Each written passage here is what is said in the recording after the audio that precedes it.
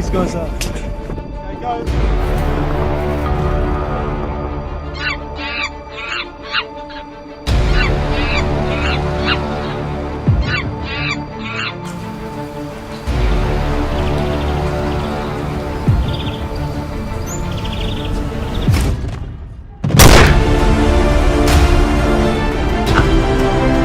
There's an exception for me. These guys are.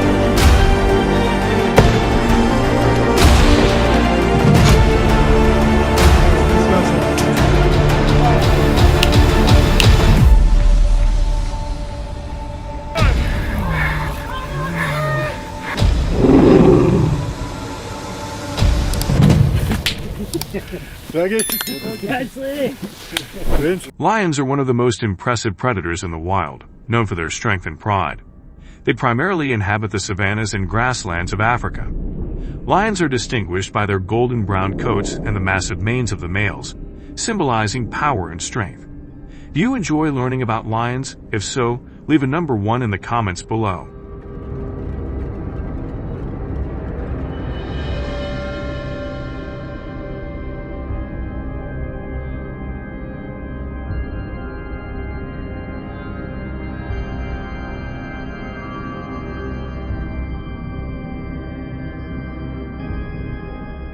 Lions live in prides, with a tight social structure and sophisticated coordination in hunting activities.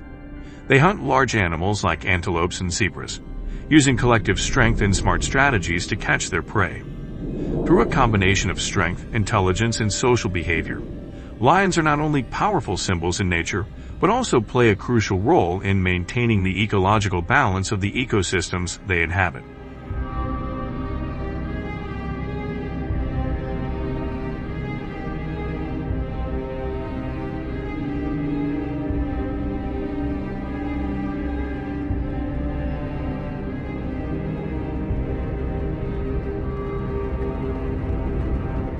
Lions are becoming a serious threat to human life, particularly through aggressive interactions with vehicles.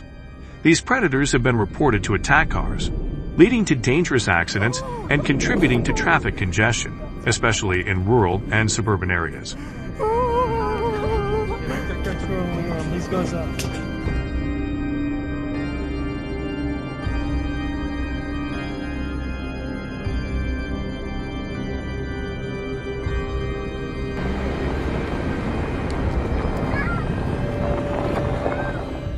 Since the beginning of 2024, there have been numerous reports of lion attacks on humans, causing an estimated annual damage of about $2 million.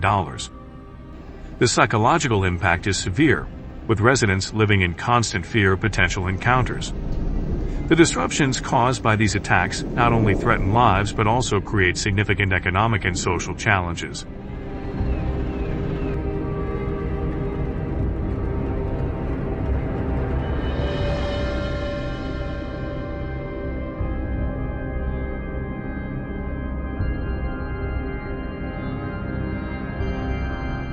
To prevent lions from encroaching on human habitats, many policies have been implemented to install protective fences. These fences are typically 8 to 10 feet high and are often reinforced with electric wires to deter animals. They are strategically placed around vulnerable areas such as residential zones, agricultural lands, and wildlife corridors near lion habitats. The benefits of this method are significant, as the fences provide a physical barrier that reduces the likelihood of lions entering human areas, thereby minimizing the risk of dangerous encounters.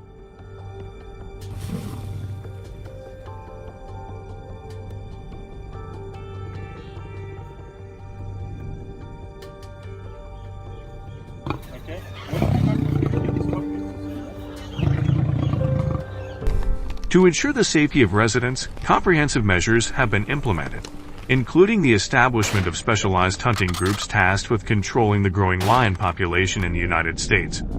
Currently, around 150 hunting teams are active in efforts to manage lions. Each year, these teams typically consist of 4 to 6 experienced hunters and operate intensively during the late fall and winter months, when lion activity peaks.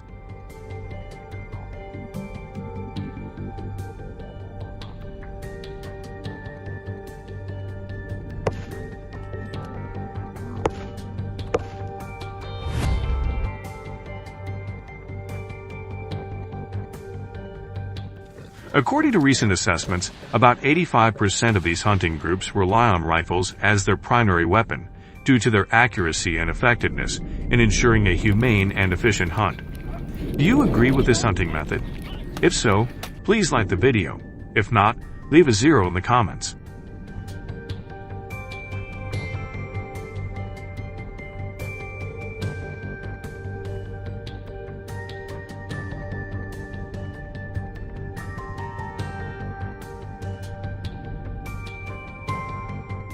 When the spotter identifies the exact location, they communicate this information to the hunters, who then position themselves strategically, usually at a distance of 100 to 150 yards from the prey.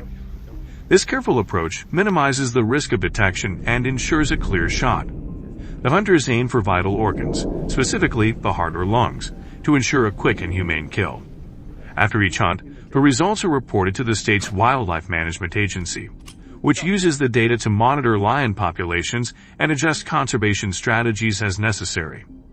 Thank you for following the exploration of hyenas. Please hit like and subscribe to the channel.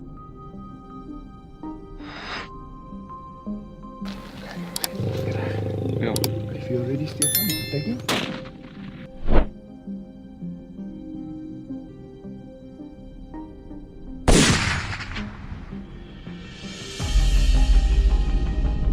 Monkeys are a diverse and clever group of primates, known for their intelligence and strong social bonds. They are widely distributed across continents, from the tropical forests of the Americas, Africa, to the jungles of Asia.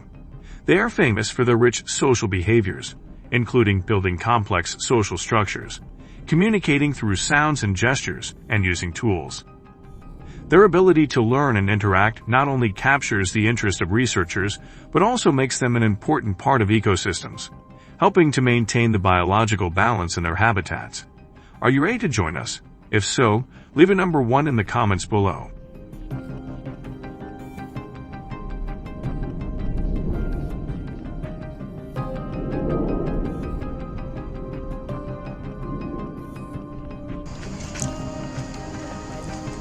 Siap banyak nih.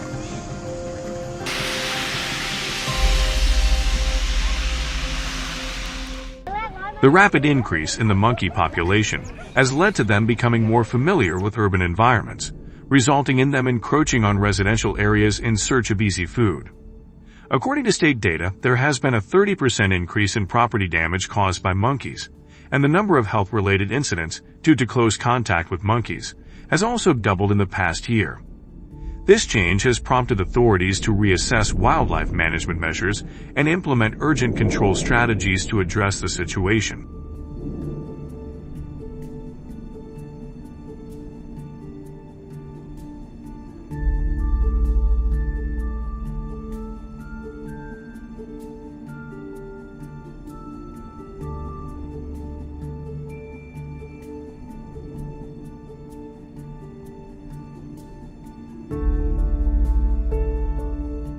The monkey hunting season typically takes place during a specific time frame, depending on the region and local regulations.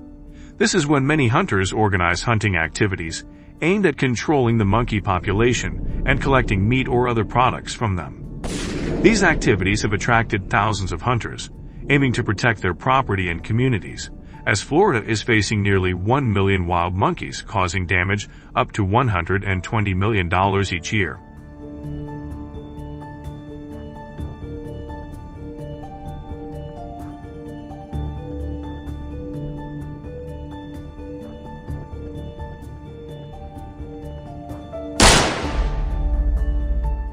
To hunt wild monkeys in Florida, hunters find a stable shooting position. Using a rifle scope, they can clearly and accurately observe the monkey, aiming at vital areas like the chest or head to ensure a quick and humane kill. The hunter gently squeezes the trigger to maintain accuracy.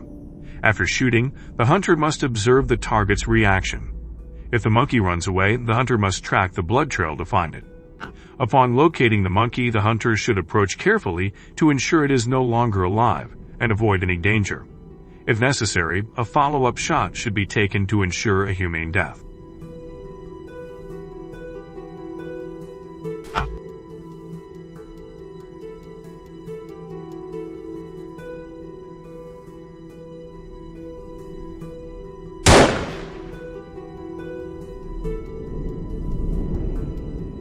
However, hunting monkeys with rifles in Florida has sparked heated debates within the community.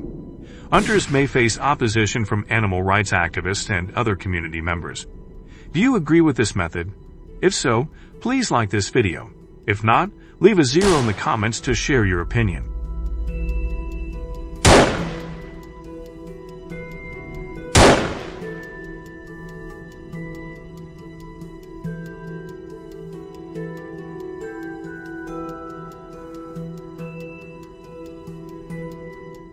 To address the challenge of the overpopulation of wild monkeys in Florida, a combination of cage traps and sterilization methods has been widely implemented. Initially, hunters use large cage traps designed so that monkeys can enter without getting injured. These traps typically have sturdy metal frames with mesh sides and spring-loaded doors that close once the monkey enters, triggering the locking mechanism. Additionally, hunters use bait such as fruits, vegetables, nuts, and other attractive foods to lure the monkeys into the traps. Bananas, apples, and other sweet-smelling fruits are particularly effective.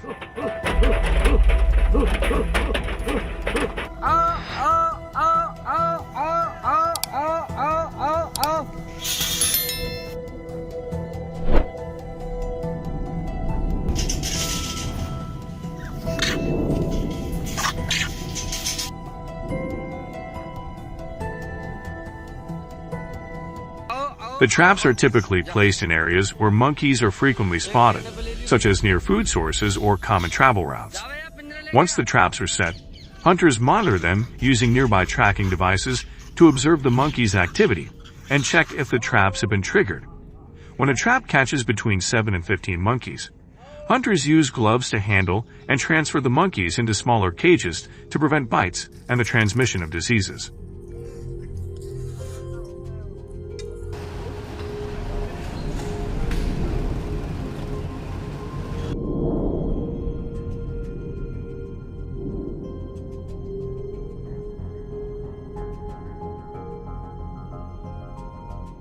The monkeys are taken to a veterinary facility where highly skilled veterinarians perform sterilization procedures, either by vasectomy for males or tubal ligation for females, ensuring humane treatment.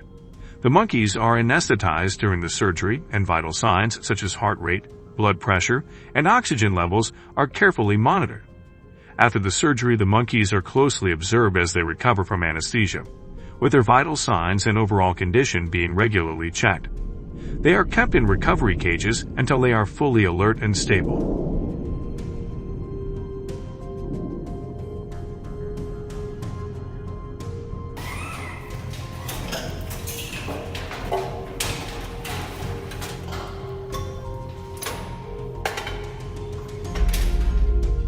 After recovery, the monkeys are returned to the area where they were caught or to a designated release site.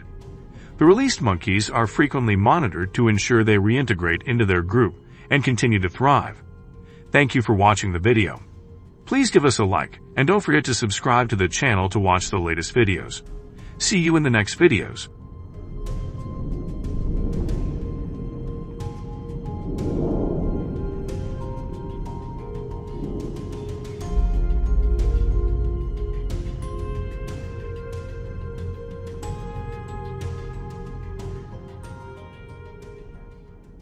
Hi everyone. Currently, deforestation in the United States is an ongoing issue, primarily due to agricultural expansion, urban development, and other factors. However, the deforestation incident in June 2024 has destroyed the natural environment and food sources of forest animals.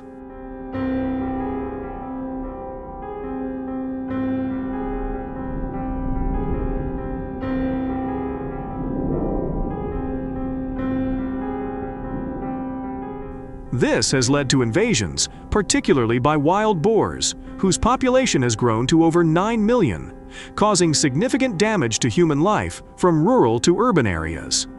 What are their impacts?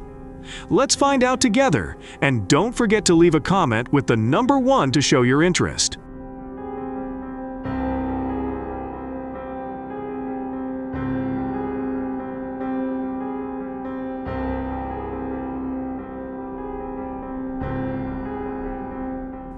Wild boars, also known as feral hogs, cause significant economic damage to crops in the United States each year, estimated at up to $15 billion nationwide.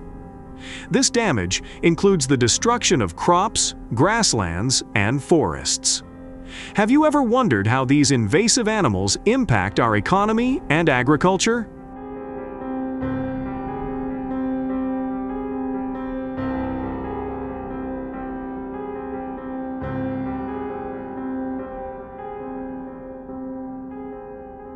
A comprehensive study conducted in Arkansas, Louisiana, and Texas found that the damage caused by wild boars to crops averaged $20 per acre in Arkansas, $26 per acre in Louisiana, and East Texas.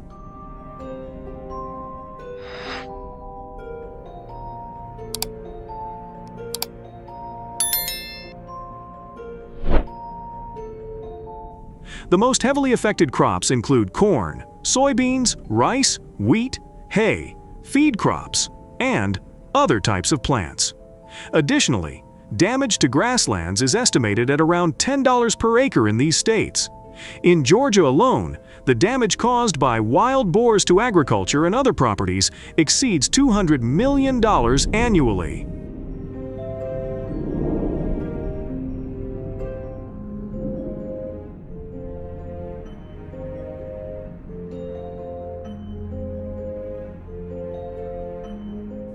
Oh, these wild boars are really aggressive. They fight each other for food, and when natural food sources decline, they invade urban areas. The appearance of wild boars in urban areas has attracted attention and concern.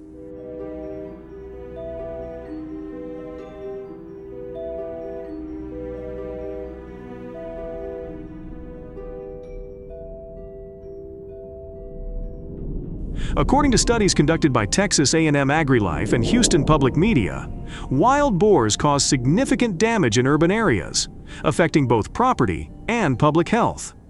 Their destructive feeding behavior causes significant property damage, including uprooting lawns, destroying gardens, and damaging golf courses.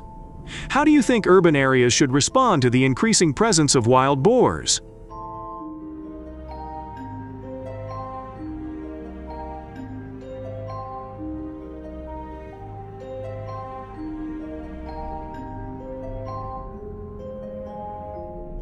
Additionally, vehicle collisions with wild boars are another significant problem in urban and suburban areas. These accidents can cause substantial damage to vehicles and pose dangers to drivers.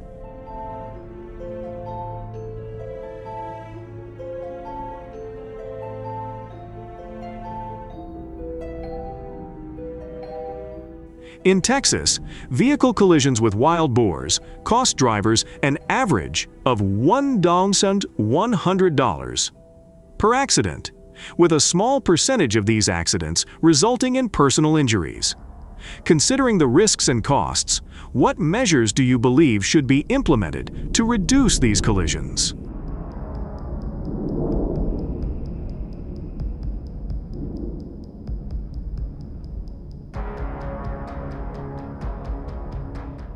To mitigate the significant impact wild boars have on communities, hunters have developed specific strategies.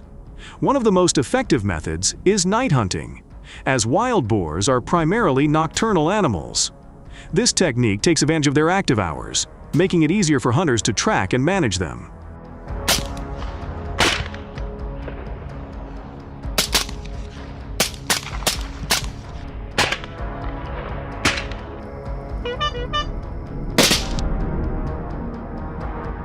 The equipment used in night hunting is a crucial factor for success. A suitable rifle for hunting wild boars typically has a caliber ranging from .223 to .308. Popular choices include the AR-15 or AR-10, which offers semi-automatic and rapid-fire capabilities.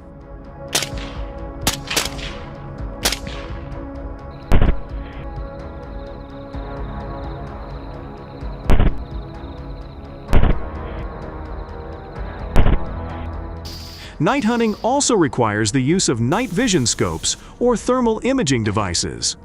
Night vision scopes amplify existing light to create a visible image, while thermal imaging devices detect heat signatures, making it easier to spot animals in complete darkness.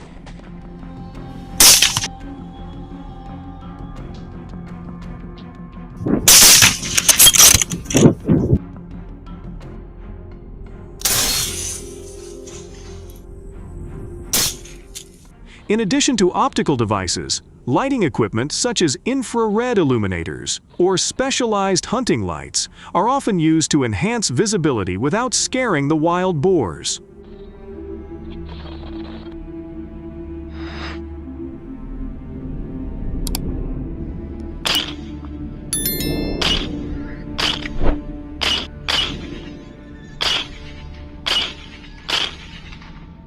Additionally, hunters employ techniques such as baiting.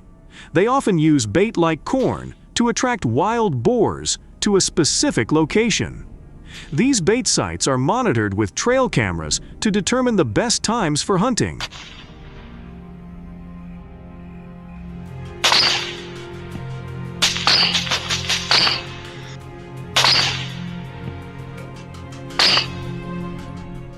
Another common technique is stand hunting, where hunters set up stands or blinds near bait sites or wild boar trails, waiting for the animals to come within shooting range.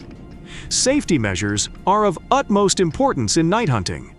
Awareness of the surroundings is crucial to reduce the increased risk of accidents that come with nighttime activities.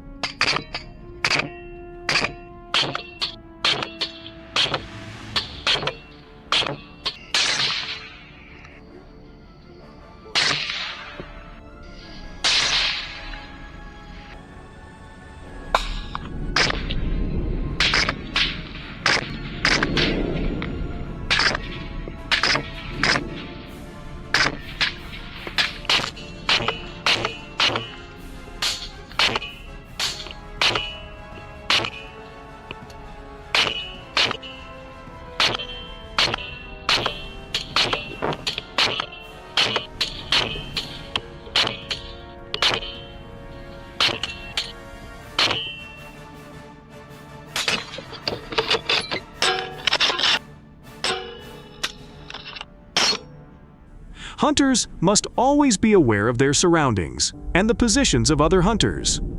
Communication is very important. Using radios or other communication devices helps maintain contact with other members of the hunting party, thereby enhancing safety and coordination.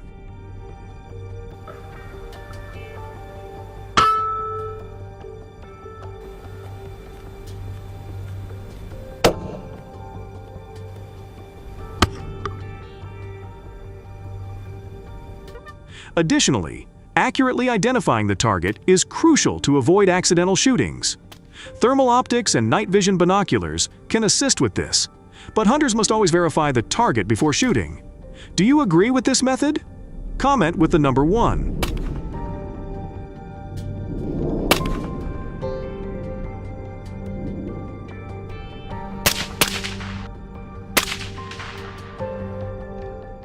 However, the Smithsonian National Zoo and Conservation Biology Institute notes that wild boars can run as fast as 30 miles per hour.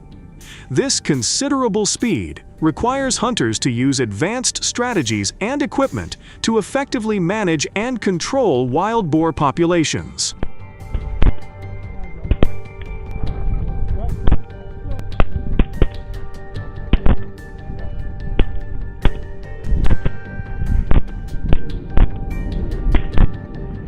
To achieve high efficiency in pursuing these animals, hunters have adopted the use of all-terrain vehicles. Durable vehicles like ATVs or UTVs are necessary, designed to handle rough terrain and provide the needed mobility in areas where wild boars are active.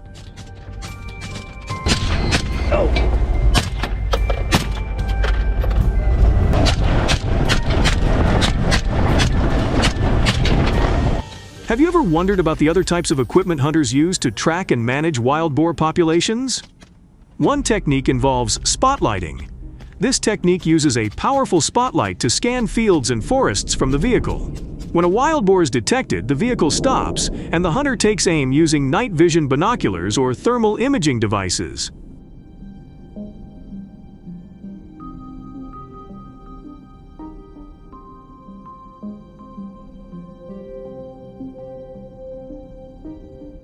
Another method is driving and herding, where vehicles are used to push wild boars into open areas or towards other hunters.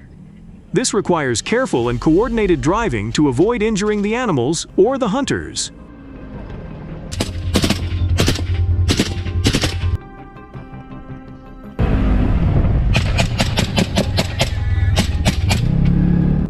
Especially, weapon safety is an extremely important aspect.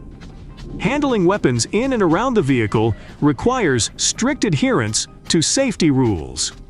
Firearms should always be unloaded when not in use, and the barrel should be pointed in a safe direction.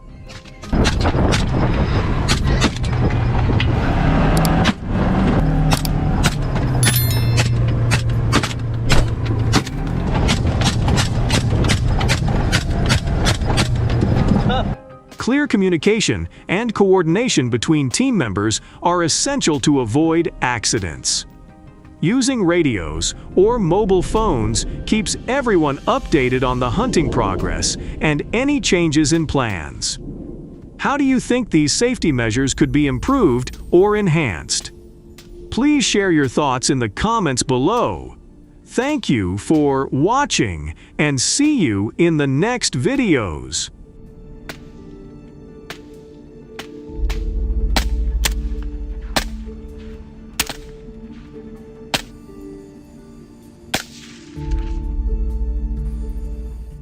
Today, we will learn about crocodiles, ancient reptiles that originated more than 200 million years ago from the late Triassic period.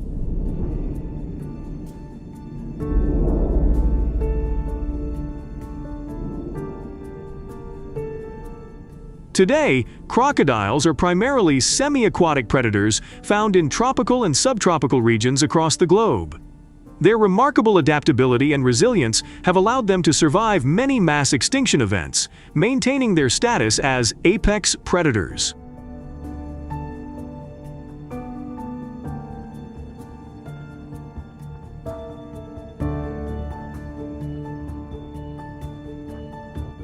Starting with the alarming events in October 2023 in Miami, Florida, where a series of alligator attacks resulted in over 100 people being attacked and 30 deaths. The situation has raised serious concerns about public safety and wildlife management.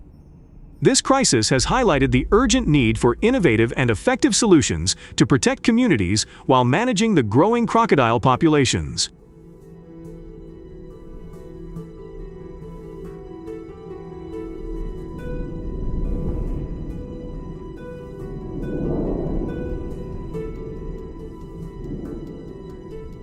With the urgent threat posed by the sudden invasion of crocodiles in Miami, American farmers made a concerted effort to erect sturdy steel fences around the city.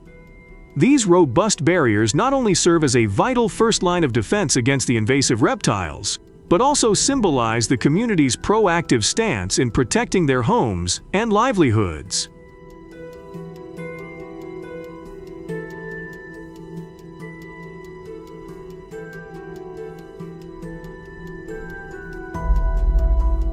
Facing the growing crocodile crisis, the Miami community adopted a series of defensive strategies. When crocodiles came ashore, they worked together to capture them.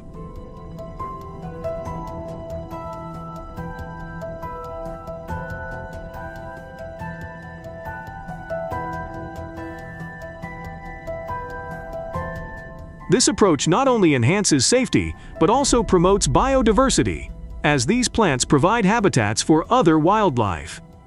Do you know of any other creative measures that could be more effective in protecting the city from crocodile invasions?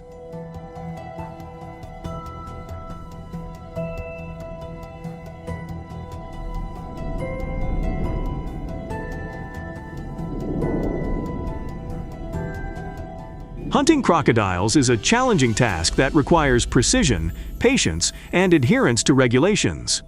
Hunters often use high-caliber rifles to ensure a powerful and accurate shot.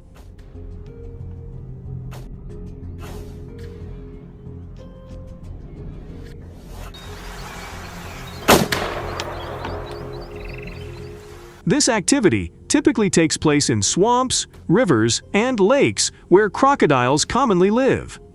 Success depends on the hunter's knowledge of crocodile behavior and habitat, allowing for effective tracking and careful approaches from a boat or concealed position.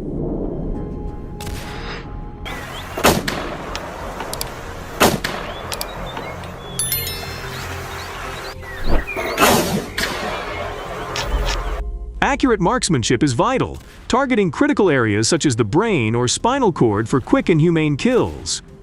How do you think hunters ensure their own safety while tracking and approaching these dangerous animals? Thank you, sir.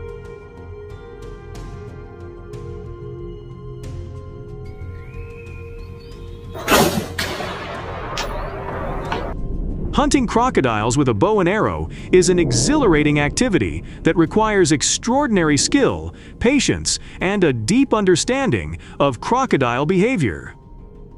Hunters use specially designed broadhead arrows to penetrate the crocodile's tough skin.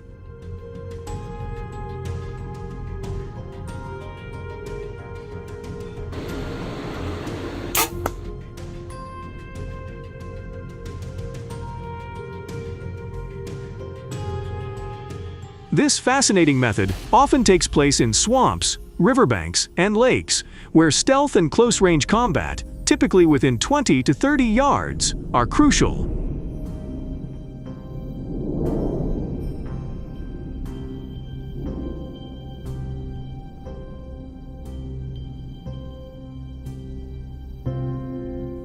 Many hunters do not comply with regulations on crocodile hunting, which has become a serious issue harming the environment.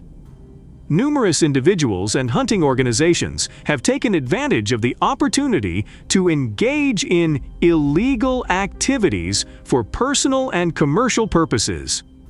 The illegal trade of crocodile skins is unlawful and undermines the government's efforts in wildlife management.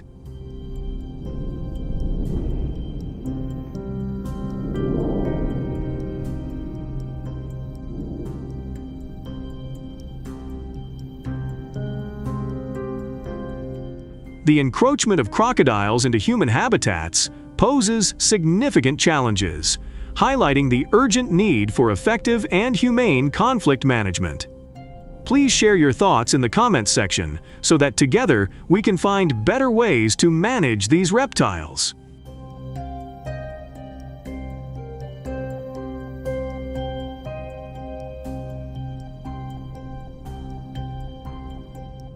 Next, we will explore the beaver, a species that was once abundant throughout North America and Eurasia. From the 17th to the 19th century, widespread trapping nearly wiped them out.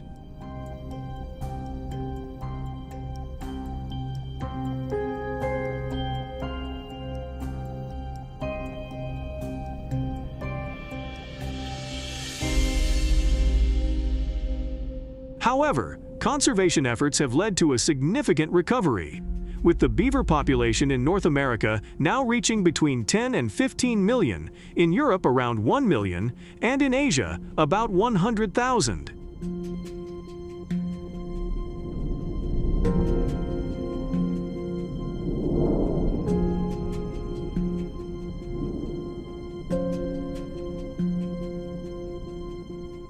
As these resilient animals spread into new territories, they pose both economic and ecological challenges.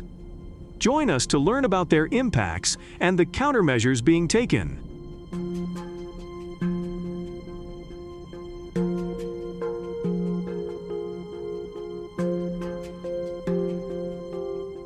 Beaver dams can flood fields, rendering large areas of agricultural land unusable and causing significant crop damage. Join us as we delve into the unexpected obstacles they pose to agriculture.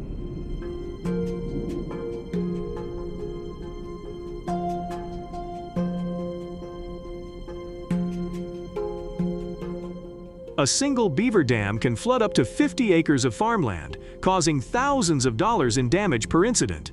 Their grazing can also damage trees and crops, creating significant challenges for farmers.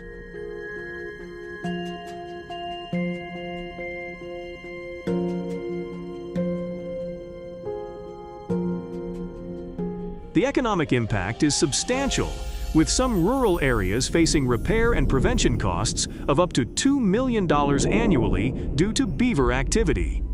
These animals desperately need to expand their territory.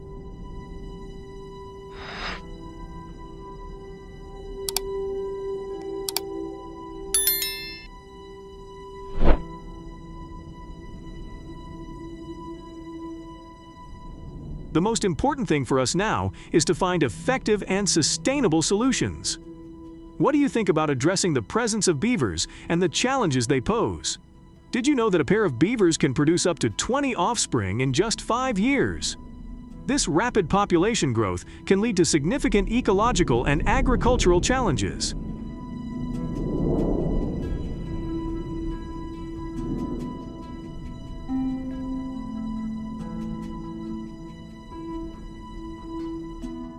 In Alberta, Canada alone, beaver-related flooding causes more than $6 million in annual damage to farmland and infrastructure. Managing these populations is crucial to prevent widespread damage.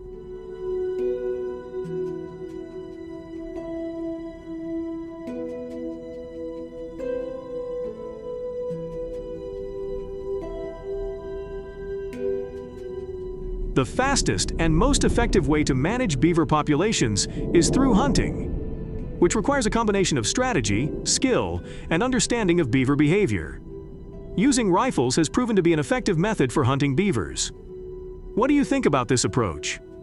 Hunting beavers with rifles requires meticulous planning and a commitment to strict ethical practices.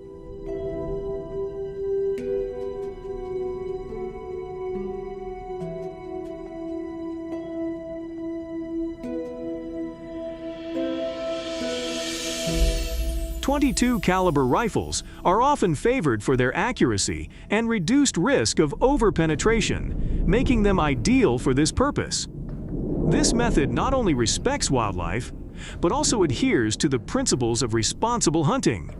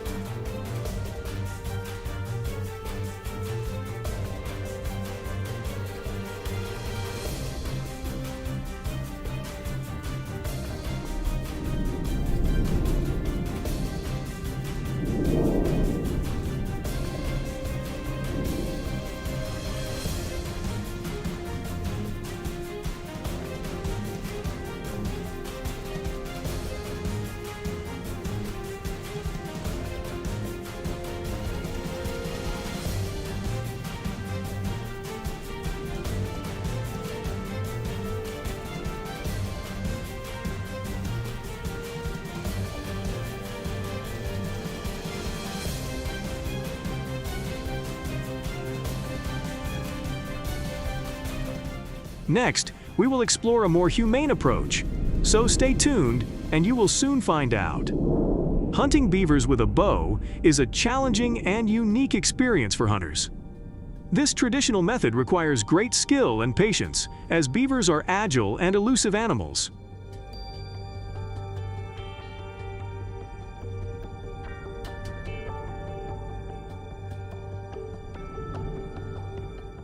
Using a bow and arrow adds an extra layer of difficulty, making the hunt both thrilling and rewarding. Successful bow hunting of beavers requires not only precision, but also an understanding of the animal's behavior and habitat.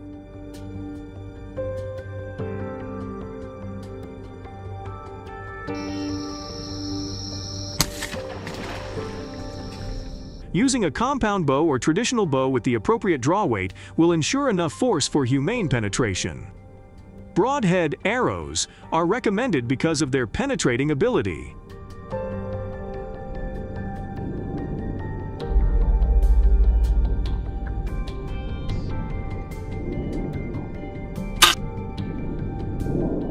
Hunters must wait quietly and motionless, often for long periods, until the beaver emerges. Aiming for vital areas, such as the heart and lung region, is crucial for quick and effective kills.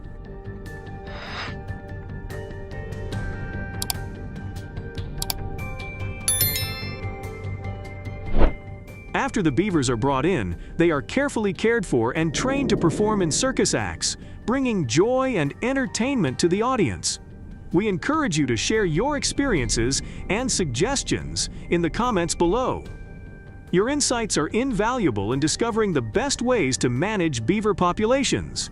Please share, like, and subscribe to our channel to support our upcoming videos. And finally, don't forget to share this video with all your friends so they can watch and enjoy it too.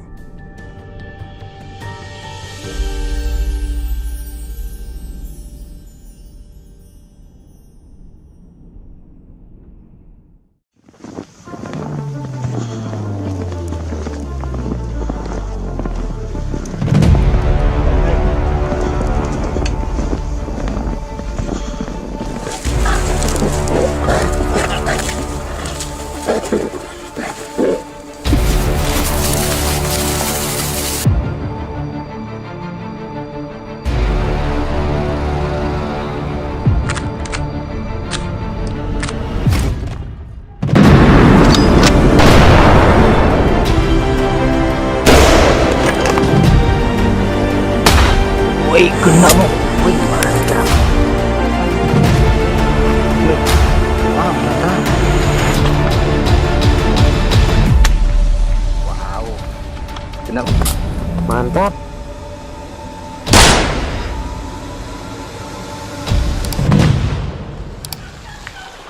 Things do fly! Hello everyone. In this moment, you'll witness a wild boar hunt using drones. The chase scenes and perfect shots will amaze you as modern technology helps hunters easily track and eliminate wild boars. Leave a comment with the number 1 to join us in exploring these impressive wild boar hunting scenes in this video. Before we begin, let's take a look at the serious damage wild boars cause.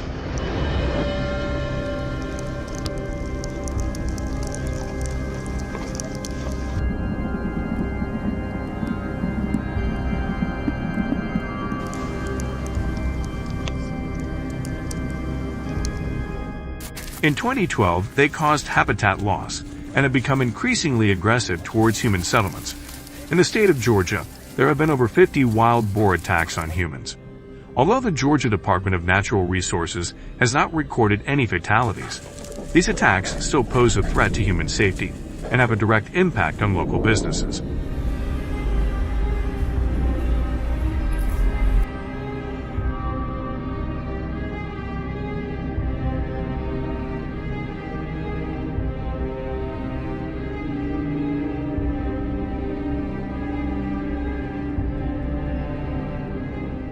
To tackle this serious issue, the Georgia state government has implemented extreme measures to control over 35,000 wild boars in the area. Research shows that this species is typically active in winter, primarily in search of food and to reproduce, which increases the risk of attacking humans and destroying crops during this time.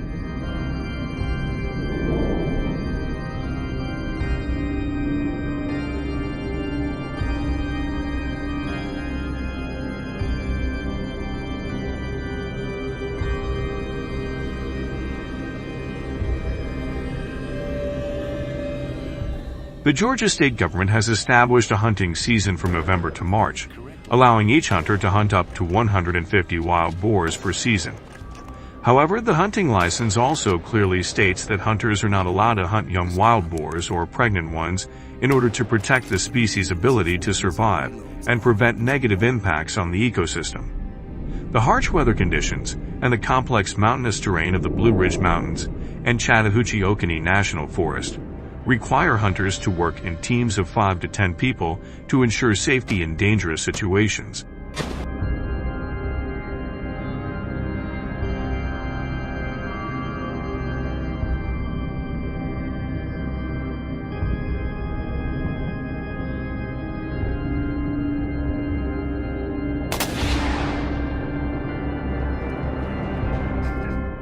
Hunting in these areas requires an official hunting license issued by the government, called the Georgia Wildlife Hunting License. Hunters participate in the Georgia Wild Boar Hunting Competition, held every December. Before participating, they have the opportunity to enroll in a professional hunting course, held every 3 years. In this course, hunters learn advanced hunting techniques, including how to use rifles and camouflage methods to approach prey without being detected.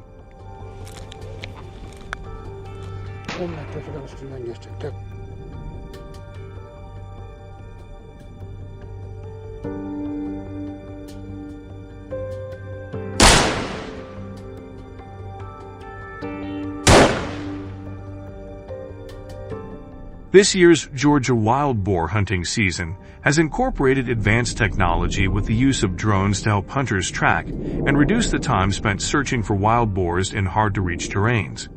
This technology was first widely deployed by the Georgia government in 2022, with the support of 50 drones distributed throughout the state.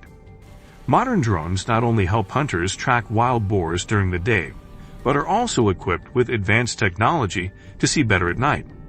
Hunters can spot between 100 and 150 wild boars at a time, and wild boar populations are rapidly increasing in areas like the Okokie Swamp.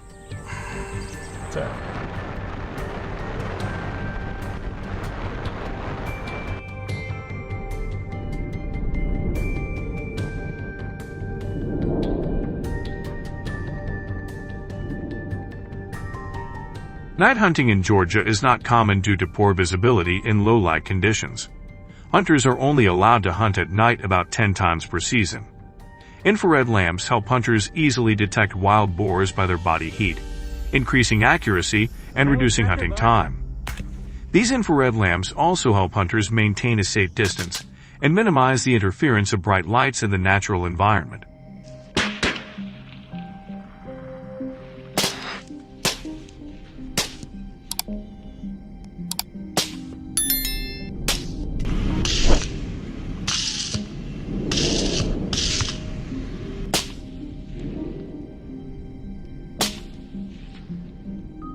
The damage caused by wild boars in Georgia has significantly decreased since the implementation of hunting practices, showing that the authorities have done a great job of controlling the issue and will continue to monitor illegal hunting.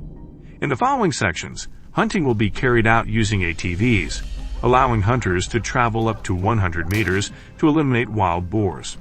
Comment 0 if you're looking forward to the next episode, and hit the like button for a chance to receive gifts sent to our audience.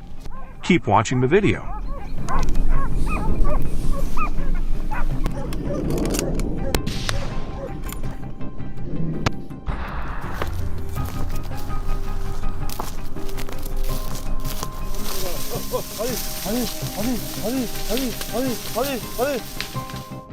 Komodo dragons are one of the most formidable predators in the world, found only on a few remote islands in Indonesia's Sunda archipelago. The largest Komodo dragons can grow up to 10 feet long and weigh around 200 pounds, with an estimated population of fewer than 2,500 individuals. Most live in protected reserves, but some wander into human settlements, leading to conflict.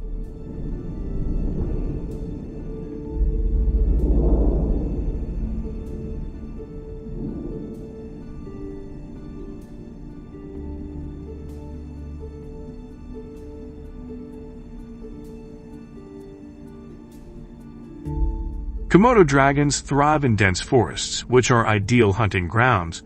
But what happens when these predators get closer to human settlements?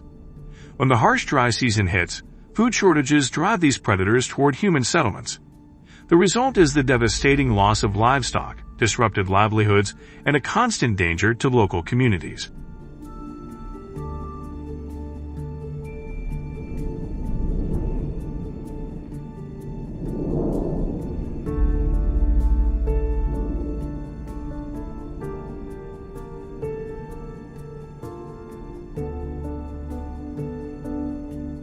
Whether their predation is intentional or not remains a mystery. Armed with sharp teeth and large claws, Komodo dragons strike their prey with incredible force. Their venom prevents blood from clotting, causing severe wounds that can take down even large animals. For those lucky enough to escape, The Komodo dragon saliva contains over 50 highly lethal bacteria, ensuring an infection within hours.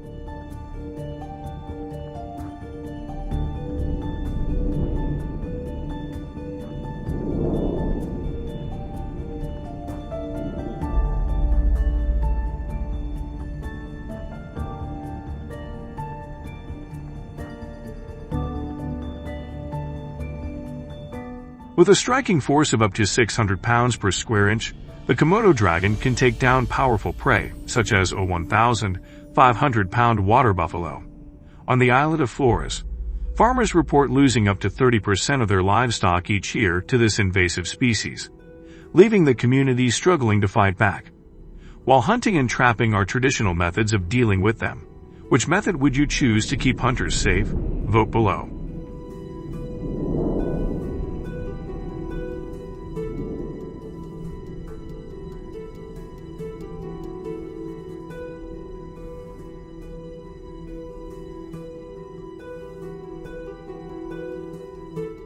To address this serious issue, the government has organized Komodo dragon hunts in the rugged lands of East Nusa Tenggara, using strategic traps to manage the population of this dangerous reptile. The focus is mainly on the islands of Rinca and Flores, where Komodo dragons make up about 40% of the invasive species, disrupting the ecosystem. Experienced hunters are deployed to set up sophisticated iron traps with goat meat inside.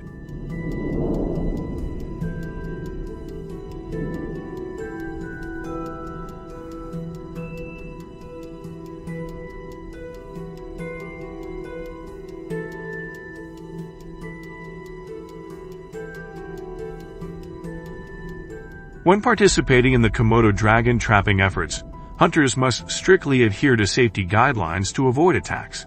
They must maintain a distance of at least 20 feet, as Komodo dragons are incredibly fast and can launch surprise attacks.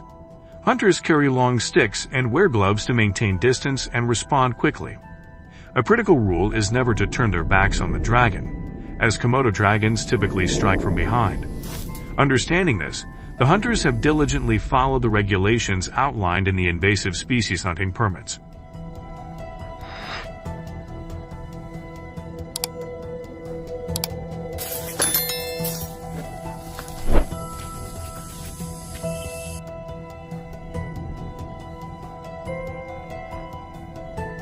However, traps are not always enough. When the traps fail, Komodo dragon hunting teams are called in, and the situation becomes tense. Rather than waiting, they confront the Komodo dragons directly in their natural environment from September to November, when the dragons are most active. This period is particularly challenging as the dragons are more likely to be aggressive, and the teams must stay alert and prepared for any potential danger.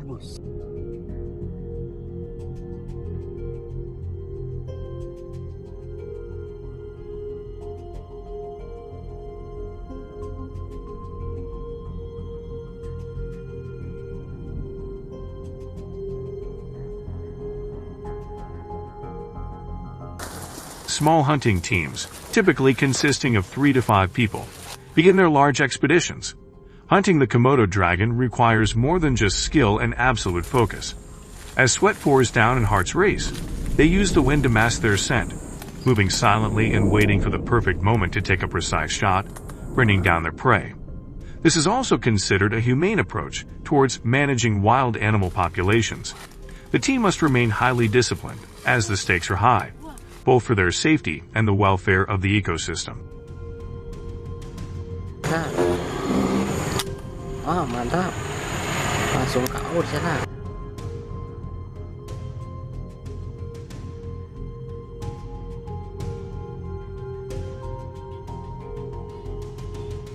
When hunting Komodo dragons, Indonesian hunters carry the Winchester 308 rifle, a tool not meant for inexperienced hunters.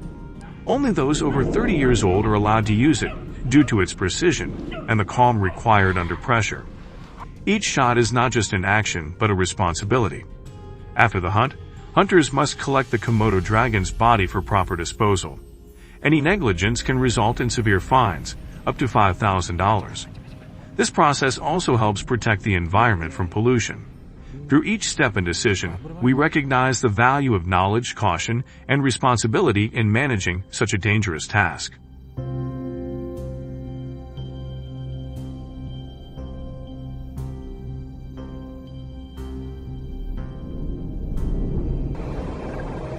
Besar juga bang.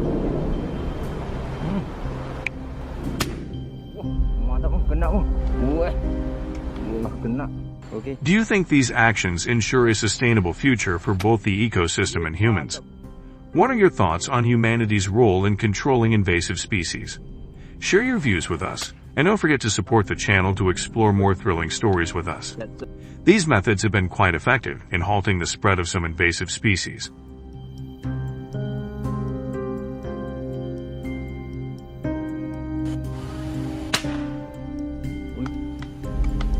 Kena bang.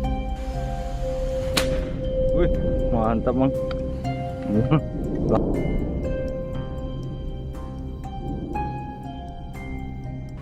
Do you have any ideas for better solutions? Leave your thoughts in the comments so we can all learn more together. Thank you for watching the entire video. If you liked it, don't forget to like, share, and subscribe to the channel. And be sure to tell your friends so they can watch this video too. Goodbye and see you in the next video. Kena. Wow. Kena.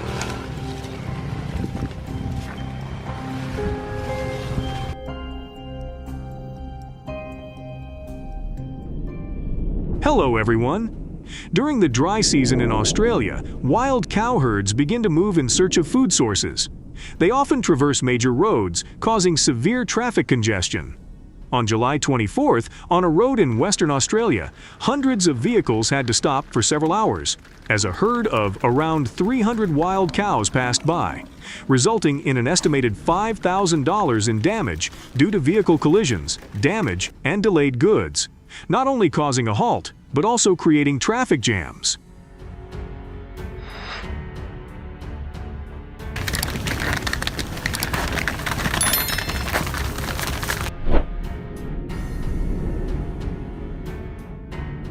In an incident that occurred in August 2024 in Queensland, a herd of panicked wild cows crashed into a residential area, causing severe damage to at least 5 houses, with total damages amounting to $100,000.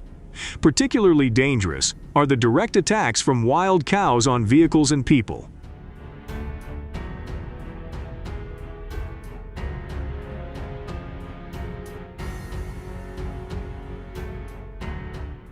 An incident occurred when a car was attacked by a wild bull, causing the front of the vehicle to be dented. In a small town in Western Australia, a wild bull charged into a gas station, leading to a temporary closure of the entire area for 48 hours for repairs.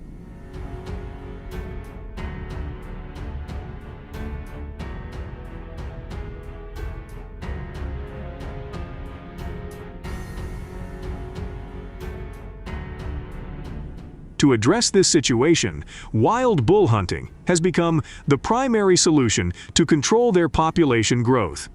However, hunting wild bulls is a challenging task that requires hunters to be well prepared and highly experienced.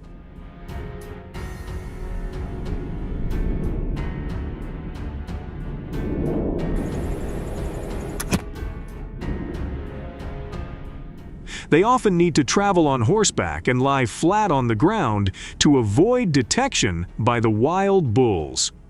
One common technique is to use rifles to shoot from a distance, minimizing the risk of direct confrontation.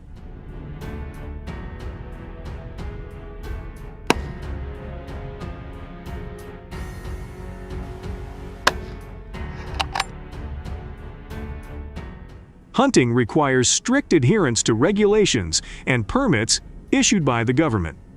Hunters must pass tests on archery and firearm skills, as well as their ability to navigate difficult terrain. Hunting licenses also specify the number of animals that can be hunted each season to prevent overhunting and ensure the sustainability of the wildlife population.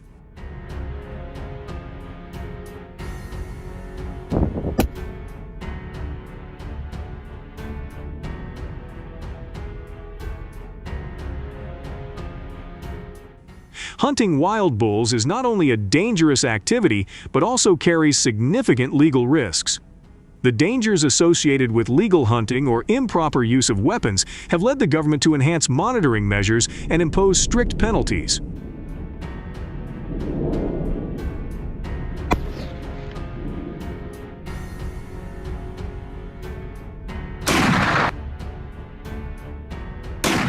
In November 2022, a group of hunters was fined over $50,000 for illegally using machine guns to hunt wild bulls, and all their weapons and hunting equipment were confiscated.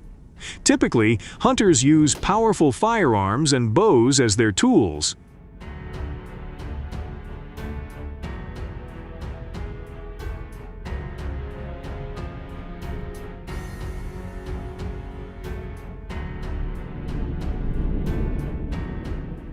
Hunters also need to carry binoculars and GPS devices to track and detect wild bulls from a distance. These tools not only help hunters approach their targets safely, but also increase the chances of a successful hunt, while minimizing the risk of injury from these large animals.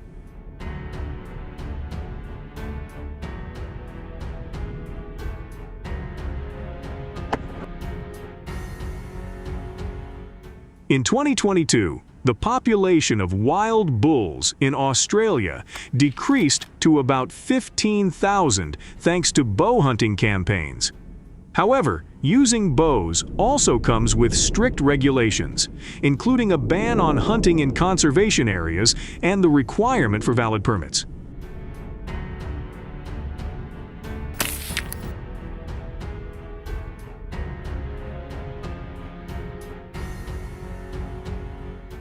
In addition to firearm hunting, bow hunting is also closely regulated. A hunting license is mandatory and includes requirements for age, experience, and health checks.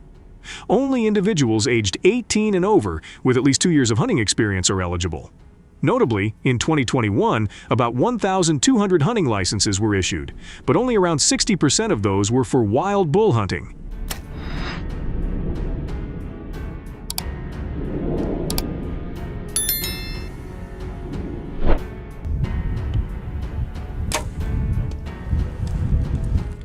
Hunting wild bulls not only presents safety challenges, but also raises issues that need to be addressed by authorities, such as managing the wild bull population and ensuring public safety.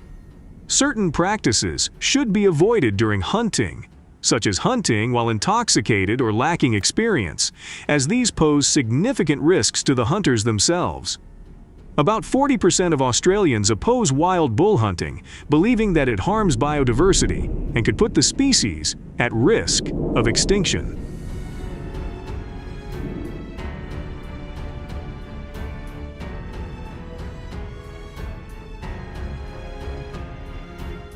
However, 60% of Australians, particularly farmers, support hunting because they believe it helps control the wild bull population, minimizes infrastructure damage, and reduces the risk of attacks on people. This debate raises the question of finding a balance between wildlife conservation and human protection.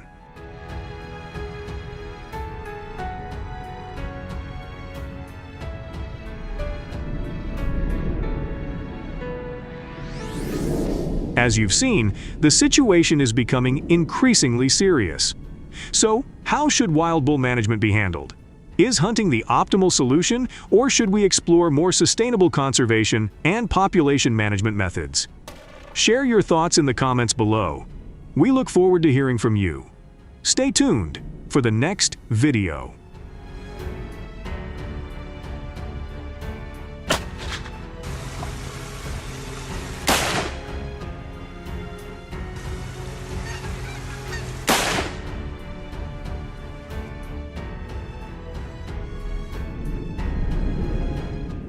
Black bears, once a rare sight, have now become frequent and concerning visitors to human settlements in Alaska. As their population has increased, so have the attacks on people in the forests.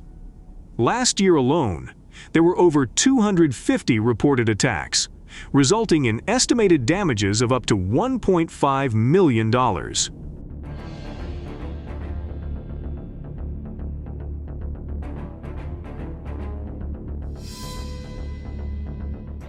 A camping group was surrounded by a massive black bear right outside their tent. The bear took nearly 3 hours to leave as it did not find any food. Fortunately, no one was harmed because all of them were safely inside the sealed tent.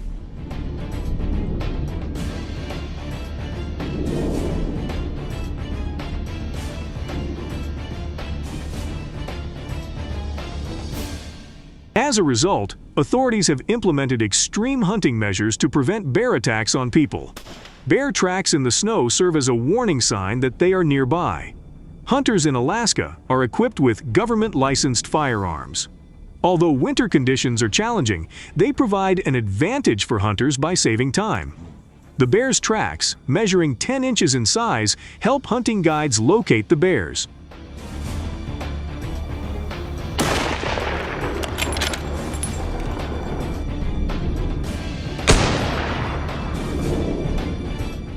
Authorities in Alaska have implemented strict hunting policies, allowing bear hunting only during specific seasons. Currently, the bear population is estimated at over 100,000 in Alaska, and this number needs to be reduced to 50,000 to restore ecological balance.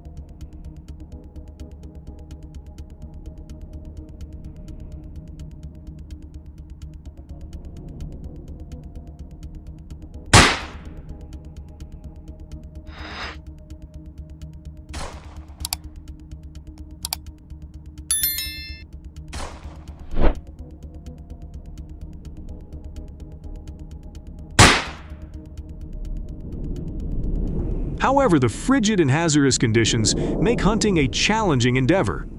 Only individuals in good health are eligible to participate. Hunters must be at least 18 years old, have experience with black bear behavior, and be mentally prepared. Bears, being heavier than humans, pose significant dangers if they attack.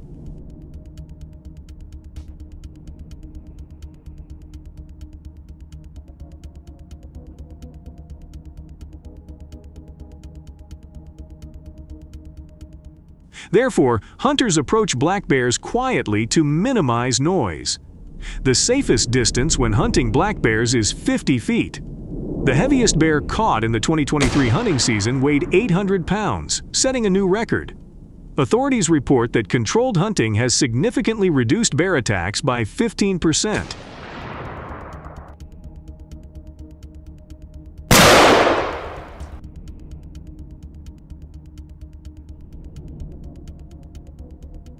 If you've explored invasive species in Alaska, you would know that moose also pose a threat to black bears. Each year, an average of about 1,500 moose are hunted to prevent traffic accidents. In 2023, over 2,000 moose were reported killed due to hunting activities aimed at protecting property and ensuring human safety.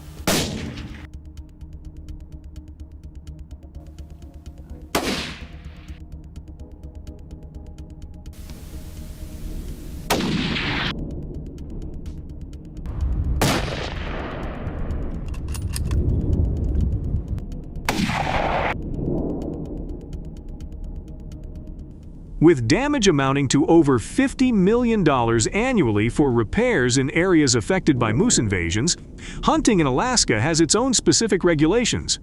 For example, hunters must maintain a minimum distance of 200 feet to avoid the risk of collisions with moose while hunting.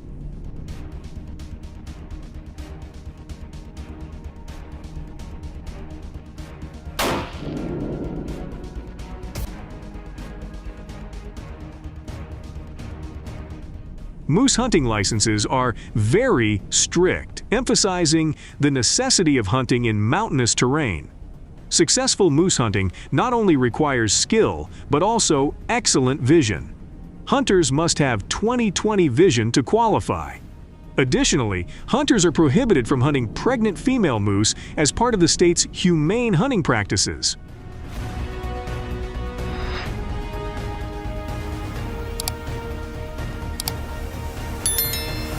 Hello. Did you know that black bears cause over 30,000 agricultural damages in the U.S. every year, totaling up to $16 million in losses?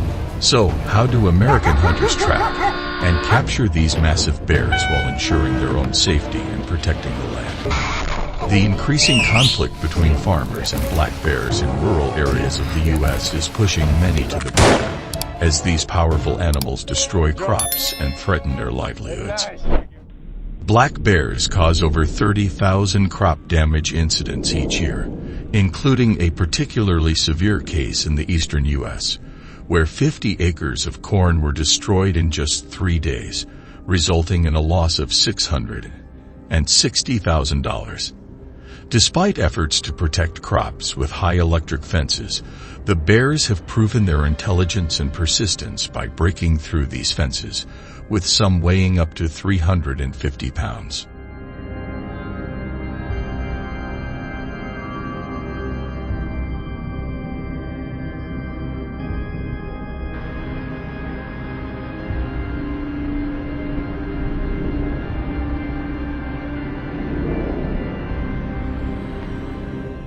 These black bears devastate fields, destroying corn crops. The illustrative images show the immense scale of the destruction when a bear family comes through. It's not just a financial burden, but also an increasingly dangerous threat to farmers.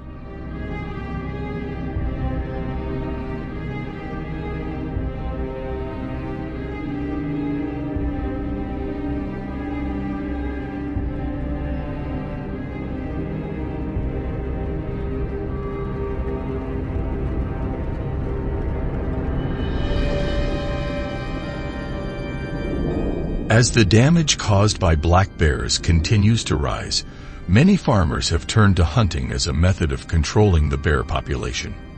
This approach has become an essential tool in balancing the need to protect agriculture, especially in the western states.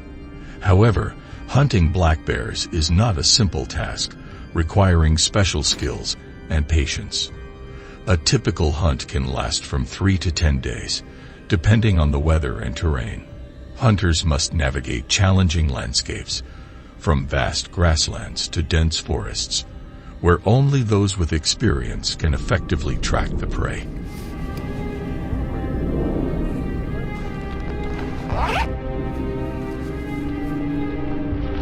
Good one. Oh yeah, I just. that's a good bear. Ready? In the United States, black bear hunting season is tightly regulated, with hunts divided into 2 main seasons: spring, when the bears wake up from hibernation, and fall, as they prepare for winter. Each season lasts anywhere from a few weeks to a month, and each state has its own regulations regarding the number of bears that can be hunted each year. On average, between 700 and 1,300 black bears are hunted per season. Safety is the top priority for hunters, as black bears can become aggressive if they feel threatened.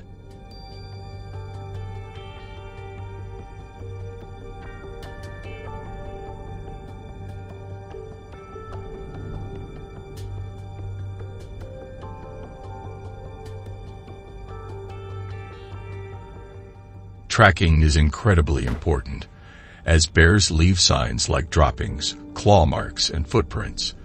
Skilled hunters use these signs to track and approach bears carefully, aiming for a safe shot from a distance of 50 to 80 yards.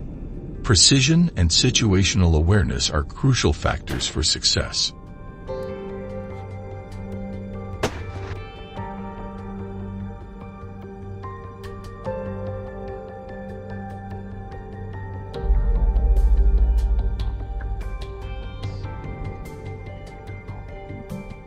Another important method in black bear hunting is the use of hunting dogs, which is legal in some states. These dogs undergo rigorous training for months, learning how to track and stalk bears through challenging terrain. With the help of electronic tracking devices, hunters can monitor the dog's location in real time, ensuring their safety and the success of the hunt. GPS technology has revolutionized bear hunting, allowing hunters to track dogs over large areas and significantly reducing the number of lost dogs. What?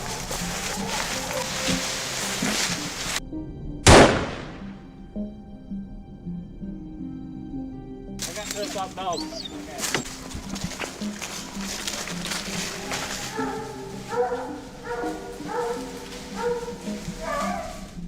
Despite the regulations in place for black bear hunting, it remains a controversial issue.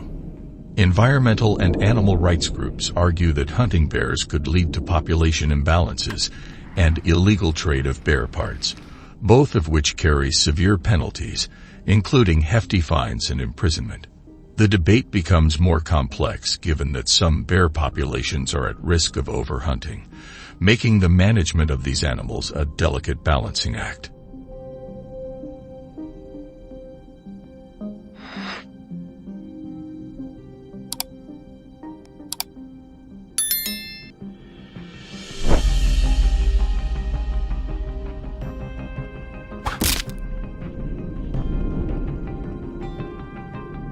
However, the challenge remains how to balance the protection of agriculture with maintaining a healthy black bear population.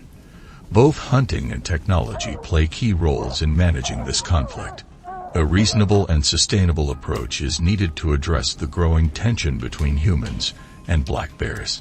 Finding effective solutions requires cooperation between farmers, wildlife experts, and hunters to protect the environment while sustaining agricultural production.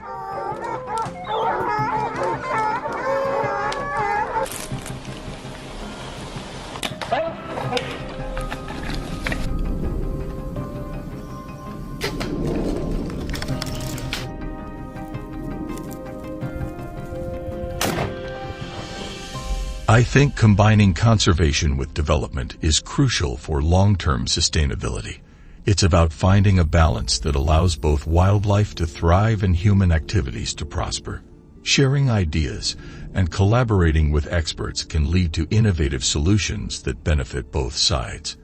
Comment number 1 if you want us to discuss new measures for managing black bear populations. Don't forget to subscribe to the channel for the latest updates on black bear hunting.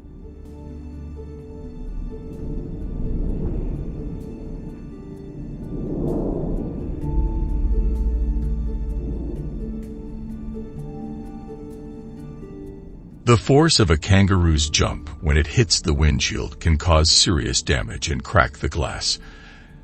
At night, avoid driving through forested areas, which are home to some of Australia's most dangerous invasive species, to keep yourself and your vehicle safe.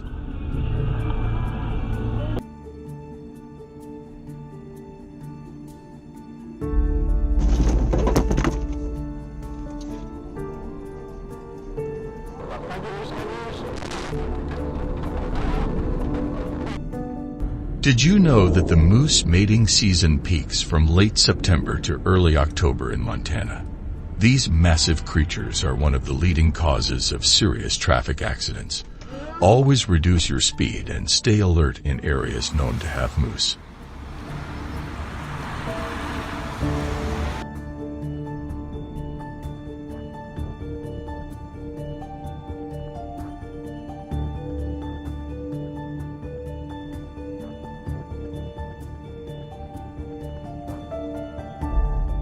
The U.S. railroad industry incurs over $70 million in damages each year due to collisions with deer. The cost of these incidents is significant, but fortunately, no passengers on the trains are affected. Installing ultrasonic devices along the tracks could help alert animals from a distance, reducing the risk of accidents.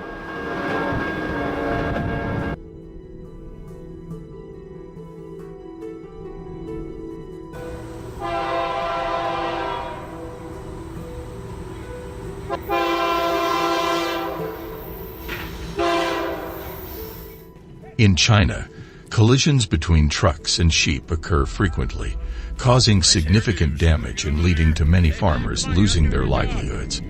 According to some sources, the sheep grazing time is from 8 o'clock a.m. to 5 o'clock p.m. So drivers need to be cautious, reduce speed, and observe from a distance to handle the situation in time.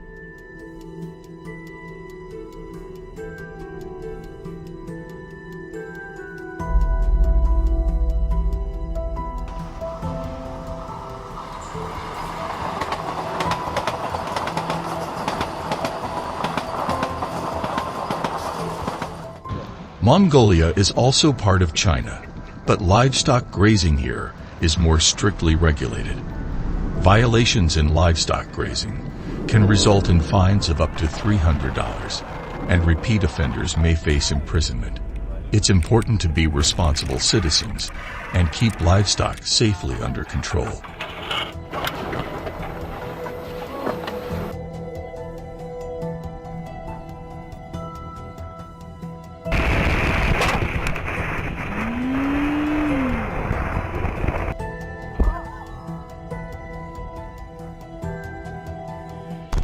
With an estimated population of 32,916 elephants in India, they pose a significant burden on the transportation industry, weighing up to 11,000 tons. A collision with a bus could destroy the entire cabin. Do you think lighting or fencing is the best solution? Please comment below with your preferred option.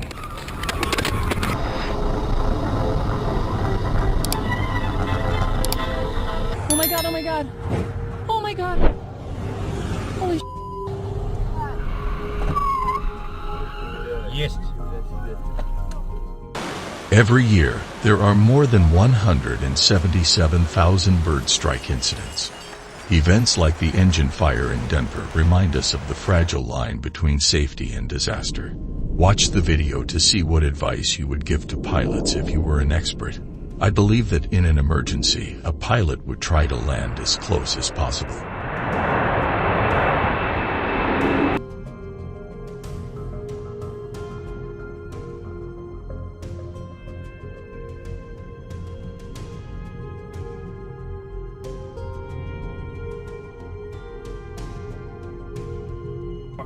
The number of car accidents involving invasive species is endless. In the U.S., around 300 car accidents involving pregnant bears are reported each year in Alaska. Oh no, this could affect the bear population decline in the future.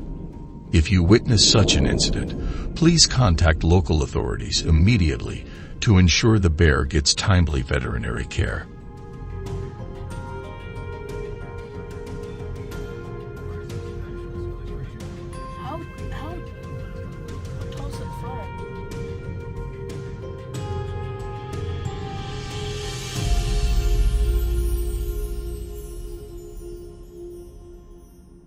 On the highway near San Antonio, a group of deer suddenly crossed the road in panic after hearing a horn.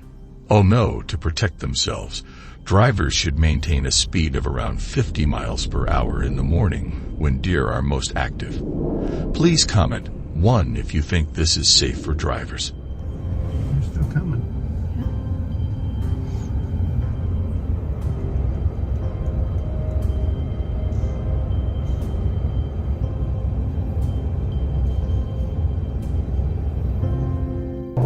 If a small bird hits the windshield with enough force to crack it, you can understand the threat it poses to the pilot. In this case, both pilots were safe. It's important to check radar warnings before every flight and install pressure-resistant windshields to ensure the safety of both pilots and passengers.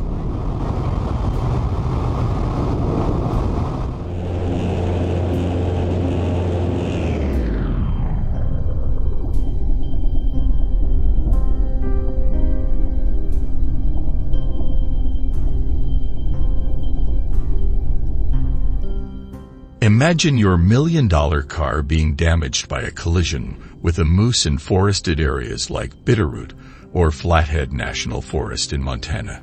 Slowing down or installing animal fences are proven safety measures. Which option would you choose to stay safe, or do you have any new solutions? Oh my, oh my, oh my. Driving slowly on residential roads is essential because just a moment of distraction can put you in danger.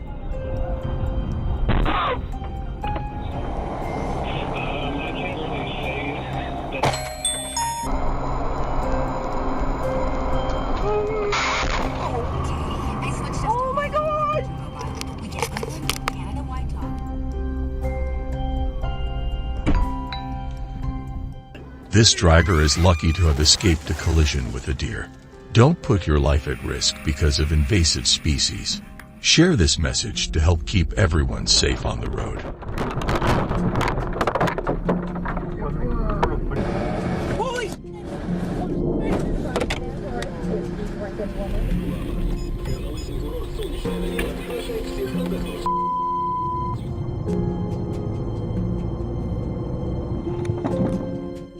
Mountain lions and leopards have shifted their resting spots under cars.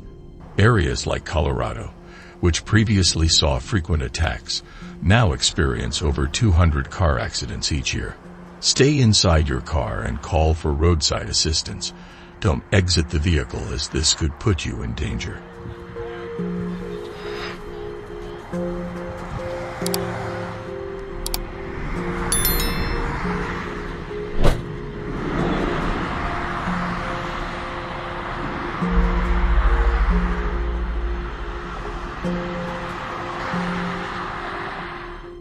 A high-speed train unexpectedly collides with a flock of 5 to 10 birds, shattering the windshield in an instant.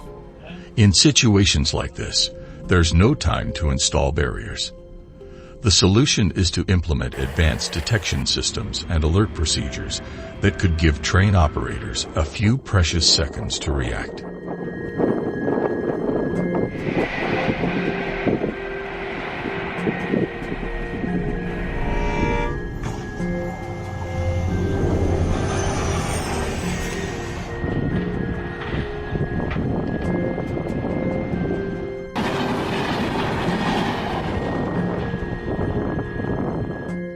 Prepare for the unexpected situations that invasive species may cause when you're on the road.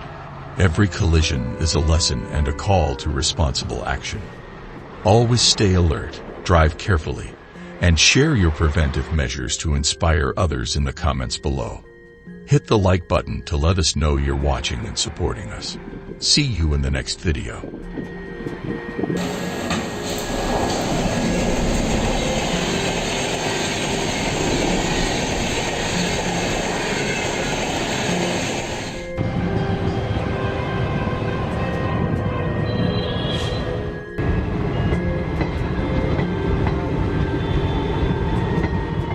These methods have been very effective in halting the spread of certain invasive species.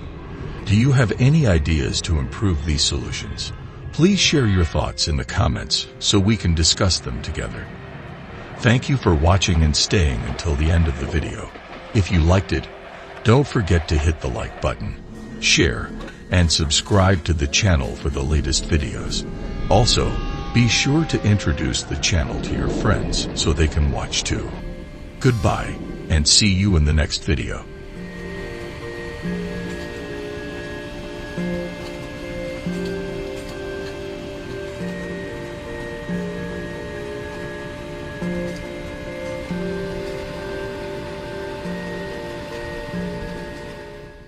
Hello everyone! Millions of foxes are attacking farms in Australia, causing over $50 million in damage to the poultry industry. So, what measures have Australians taken to deal with these millions of foxes? Please leave a comment with the number 1 below to continue learning about foxes.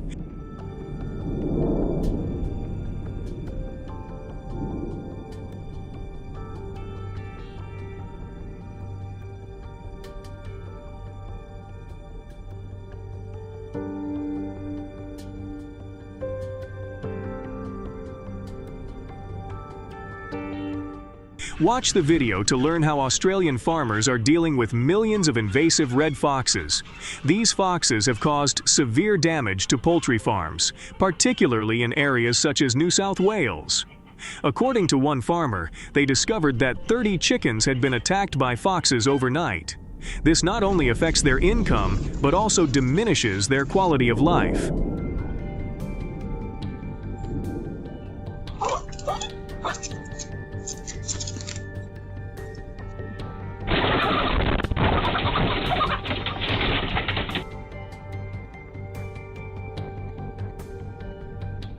The ongoing issue of fox attacks on livestock is posing a serious threat to agriculture and food security in Australia. Foxes typically target areas such as the neck and belly of livestock, causing severe injuries and increasing the risk of infection.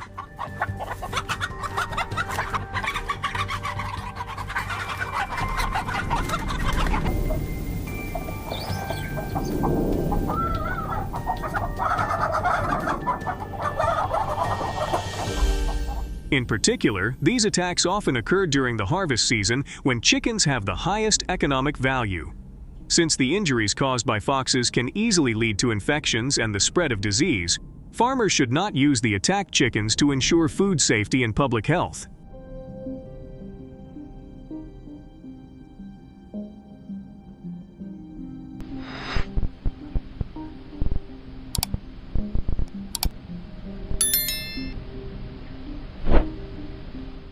To protect farms and chickens from invasive fox attacks, Australians have implemented various measures. One of the most effective methods is the use of leg traps. This approach has helped manage millions of invasive foxes, significantly reducing damage to poultry. Ideal locations for setting traps include areas near chicken coops, along fences, and places with many signs of fox activity, as these attract and capture the foxes.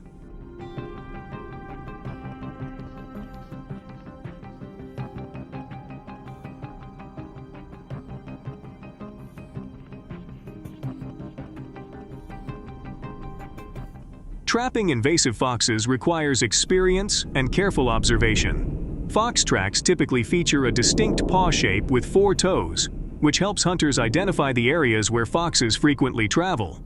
By recognizing these tracks, hunters can place traps in the most effective locations, increasing the success rate of catching foxes and reducing the damage they cause to poultry.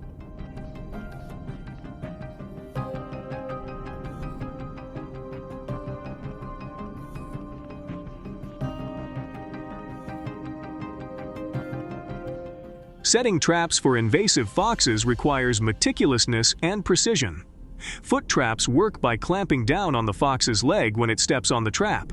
To use this type of trap, first dig a hole about 15 to 20 centimeters deep to place the trap. An important step in setting the trap is preparing bait to lure the fox, typically fish-flavored bait, to ensure the trap functions effectively.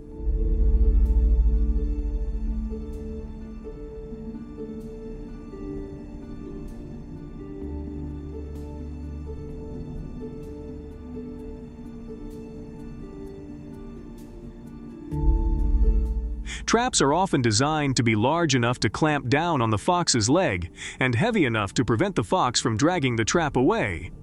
To prevent the fox from escaping once captured, farmers secure one end of a chain to the ground at a depth of about 60 to 90 centimeters, keeping the trap firmly in place and ensuring that the fox cannot escape.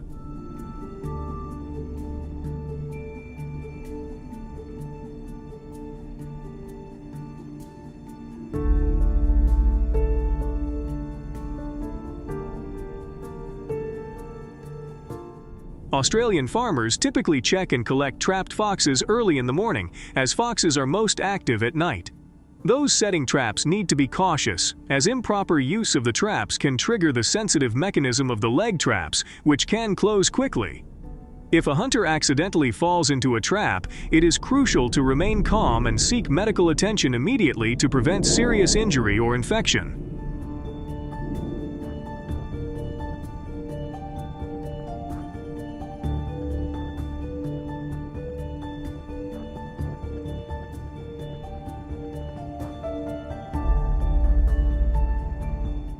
Using simulated fox calls is highly effective in attracting invasive foxes to trap areas. Foxes are drawn to investigate these calls, allowing hunters to place traps strategically near signs of fox activity. This method helps reduce the number of invasive foxes, protect native wildlife, lessen hunting pressure, and maintain ecosystem balance. Do you like this method? If so, leave a comment with the number 1 below.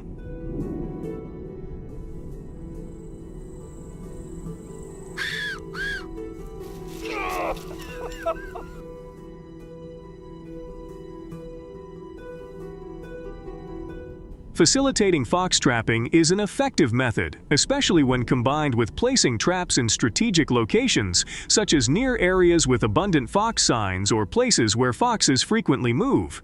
By reducing the number of invasive foxes, Australians not only protect native wildlife, but also lessen hunting pressure on these species and maintain ecosystem balance.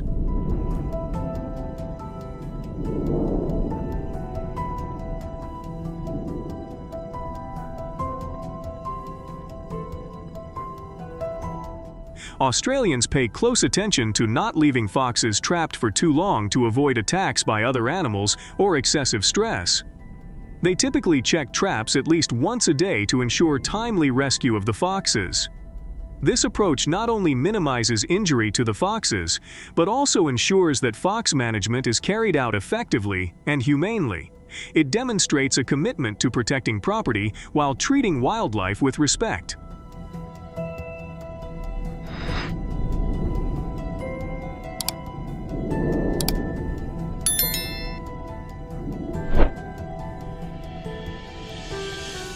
Although trapping foxes is effective, many communities oppose this method because leaving foxes trapped for too long can have negative impacts. Trapped foxes can attract scavengers, leading to the spread of diseases and environmental contamination.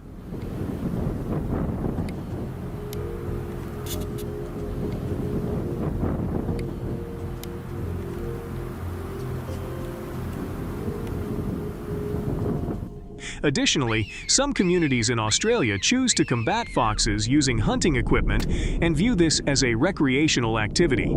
However, this method is not widely supported compared to using foot traps.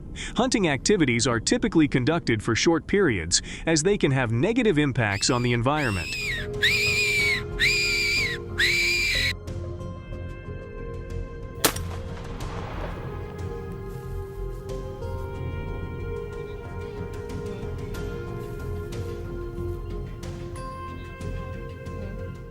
To protect the environment, Australians use hunting tools from April to July. This measure aims to reduce air pollution and maintain ecological balance. Do you know any other effective methods for dealing with invasive foxes? Please share your suggestions in the comments so that Australian farmers can benefit from your experience. If you think trapping foxes is the most effective method, please comment with the number 1. Thank you for watching the entire video. Click the button to continue. Hit the subscribe button to view upcoming videos on invasive species.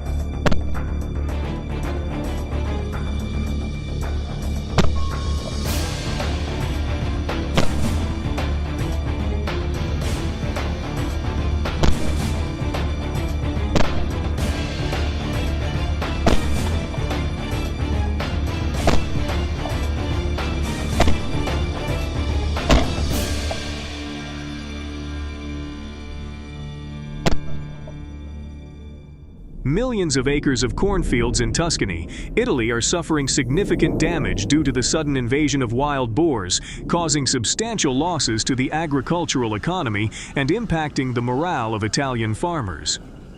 Do you know what might happen when the combination of native wild boars and invasive wild boars from Eastern Europe invade this land?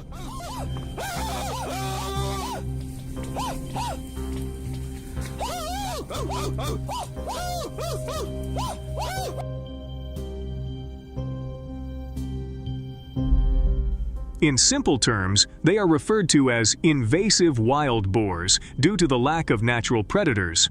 The population of wild boars has increased over the years. Currently, there are about 150,000 wild boars in Tuscany, and some of them are causing significant damage to the agricultural sector.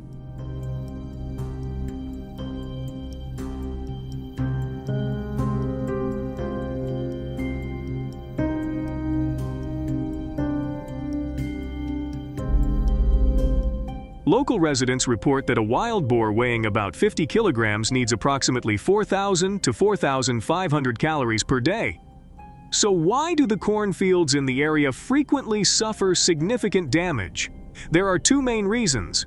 First, the average calorie content of corn is about 7.9 calories per pound, which provides enough sustenance for wild boars without requiring them to search for food extensively.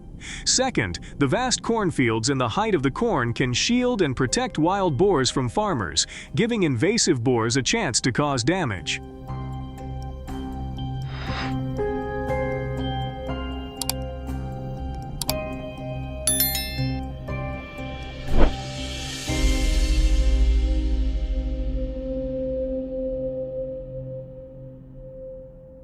If you know of any other reasons, please comment below the video so that farmers in other areas can learn how to deal with this pest.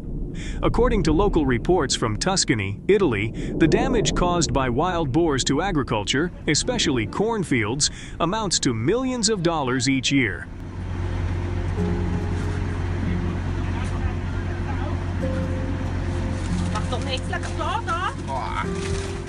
The actions of wild boars have posed numerous challenges for the Italians, from protecting cornfields to dealing with the boars themselves.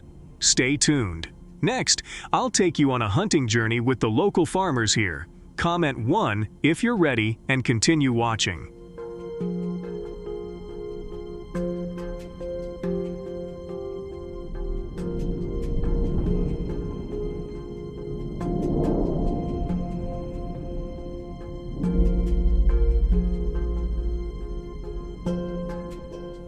Hunting wild boars in Tuscany is one of Italy's most traditional and exhilarating hunting experiences. Before embarking on hunting trips, it's crucial to obtain a hunting license to ensure safety and understand the characteristics of wild boars. The type of hunting license commonly used in Italy is issued by the Ministry of Agriculture and Forestry, the national agency responsible for hunting licenses.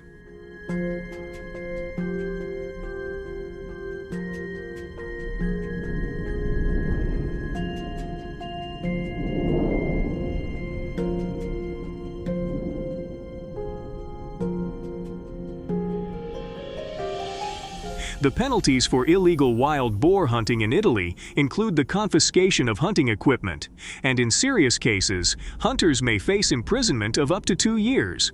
Additionally, individuals hunting without a license can be fined between €10,000 and €60,000. Therefore, if you want to avoid fines or losing money, it's advised not to hunt without proper authorization. Comment 2 if you have a hunting license.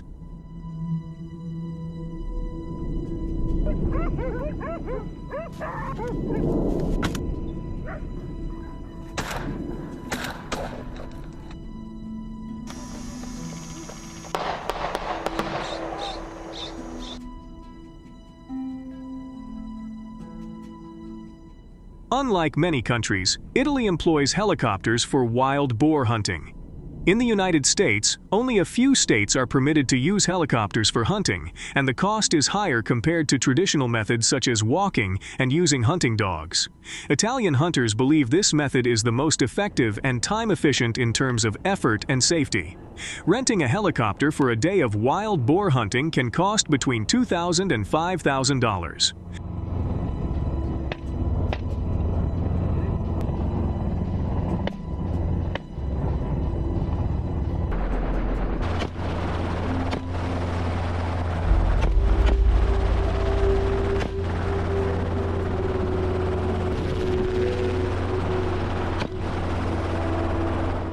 Some people believe that this method is costly due to its convenience. The helicopter used for hunting is equipped with aerial observation systems that help hunters quickly locate wild boars during the hunt.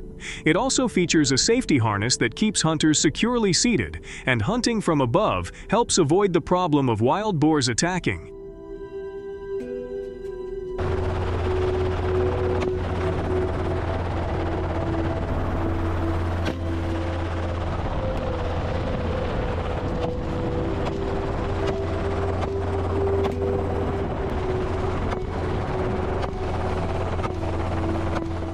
At the same time, this method allows hunters to access remote and hard-to-reach areas. The higher cost is due to fuel consumption and extended flight time. Keep this in mind if you want to avoid spending too much money. If you find this information helpful, please give us a like to help us improve our content and continue bringing valuable videos.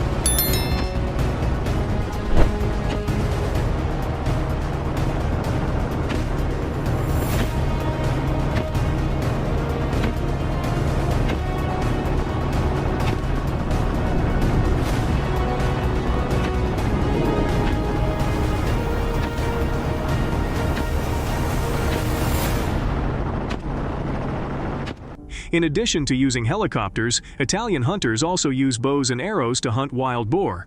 Hunters face numerous challenges as they navigate through dense forests and swamps. Unlike using helicopters to approach targets, hunting with a bow and arrow requires patience, skillful movement, and a deep understanding of the natural environment.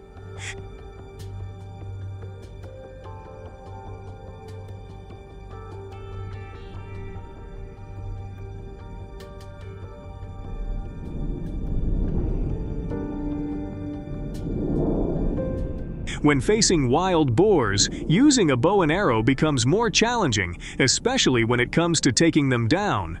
This requires high levels of expertise and a deep understanding of wild boar characteristics and behavior. Navigating through complex and difficult terrain demands hunters to have a good knowledge of the landscape. An essential part of bow and arrow hunting is preparing bait for the hunt.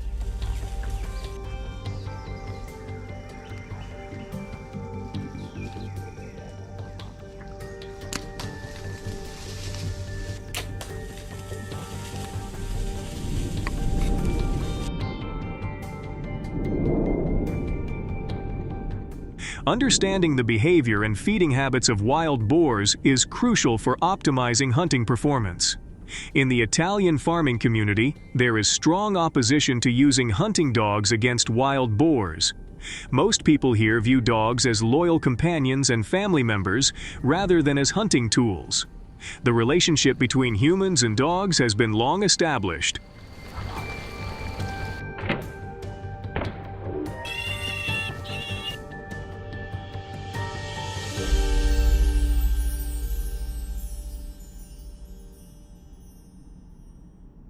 In Tuscany, Italy, a serious incident occurred when a group of hunters organized a hunt using dogs against wild boars.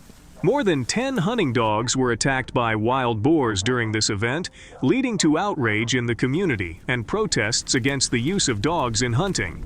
Activists are calling for an end to hunting with dogs. So the real question is, do you support stopping hunting with dogs? If you agree, please comment 1 below the video.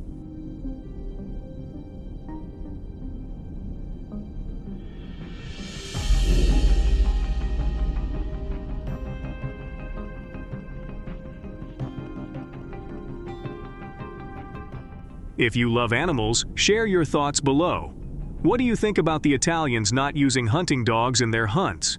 Comment 1 if you agree with this action, and 0 if you believe that wild boars are causing damage to cornfields and need to be dealt with immediately. Finally, thank you so much for watching the entire video. Hit the like button now and subscribe to the channel to watch the latest videos on how to handle wild boars.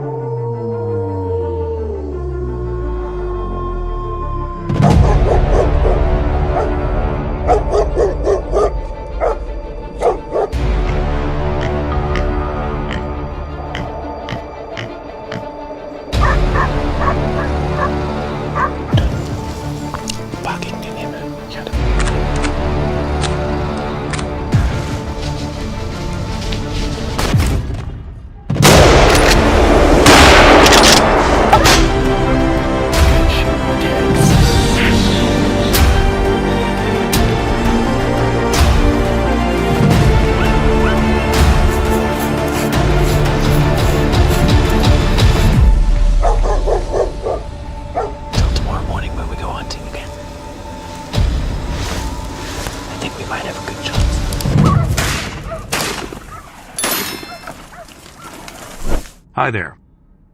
This video highlights the sudden invasion of millions of invasive species in urban areas, causing an estimated $28 billion in property damage in Canada. Hunters and farmers are setting hundreds of traps to eliminate them, but the question remains, are these measures truly effective?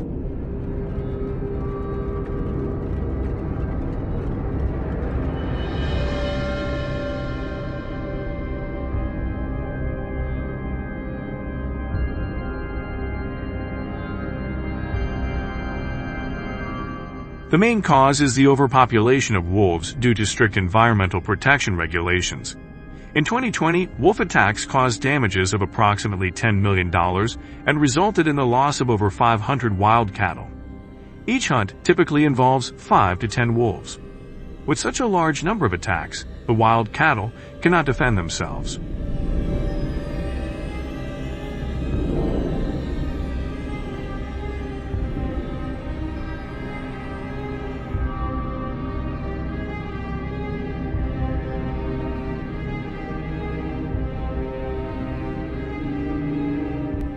In Canada, trapping is the primary method used to catch wolves.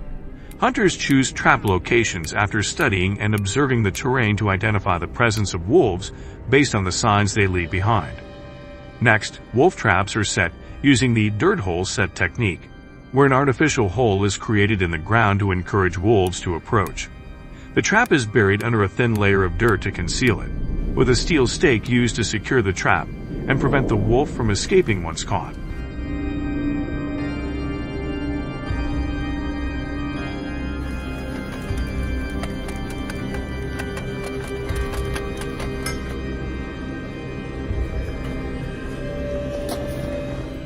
Finally, hunters always adhere to local regulations regarding trapping and must obtain a government permit to use traps effectively. Canadians have shared their experience with setting up Bridger wolf traps, which have a quality rating of up to 85%.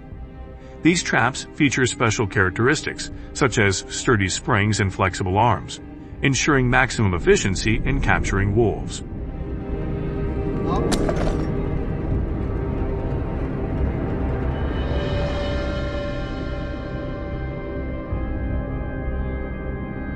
Okay. See, that didn't move them at all. Although setting up traps doesn't require excessively high standards, attention to detail is essential to ensure effectiveness. Experience shows that trap setting requires precision and an understanding of wolf behavior. If you haven't been trained, setting traps on your own can be very dangerous.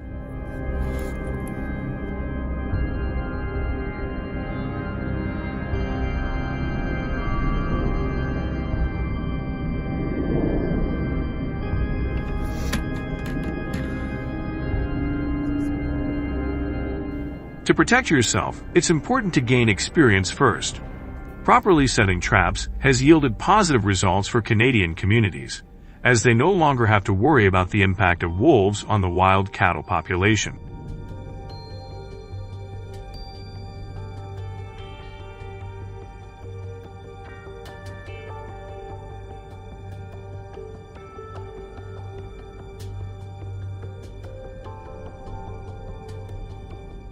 After about 2 years of implementing strict control measures, the number of invasive wolves causing damage was reduced by 1/3, from approximately 1,500 wolves to 500 wolves by 2022.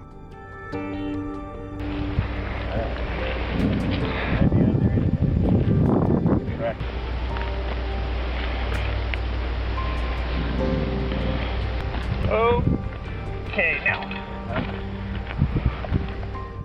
However, the issue of hunters failing to take responsibility for collecting and handling trapped wolves is a serious problem for both the environment and the community. According to reports from the community, there have been numerous cases where wolves were trapped but not collected and dealt with promptly, leading to foul odors, environmental pollution, and frustration from the local residents.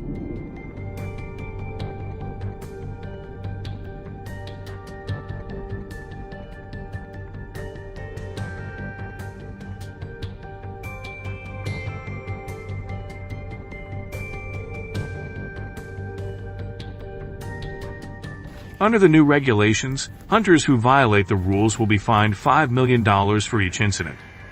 This fine is intended to encourage strict adherence to environmental protection regulations and ensure humane treatment of wildlife during the trapping process.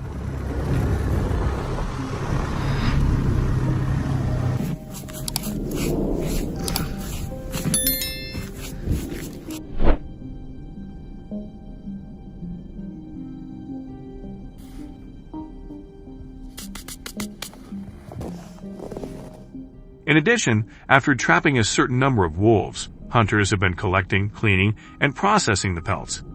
Each wolf pelt they harvest is carefully handled, as it holds not only aesthetic value, but also practical uses.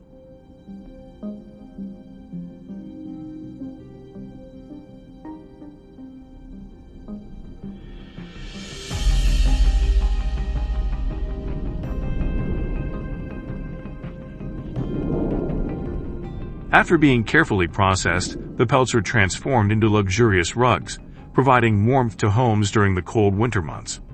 Additionally, they are crafted into elegant garments that not only offer excellent insulation but also showcase a strong, unique beauty and style.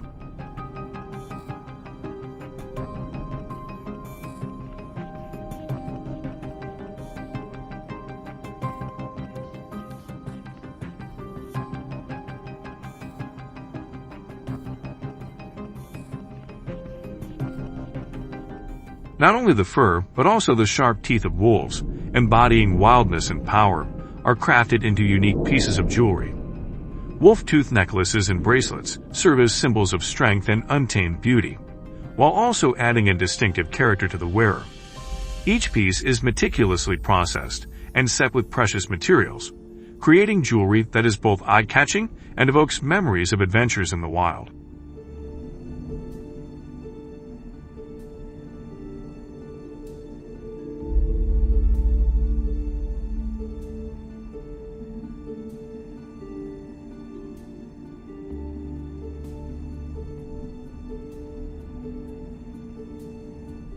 Please continue watching the next video here to learn about the powerful impact of deforestation caused by humans on the natural habitats of animals. The loss of habitats forces wild boars to search for food in the fields, which directly affects the income of local communities.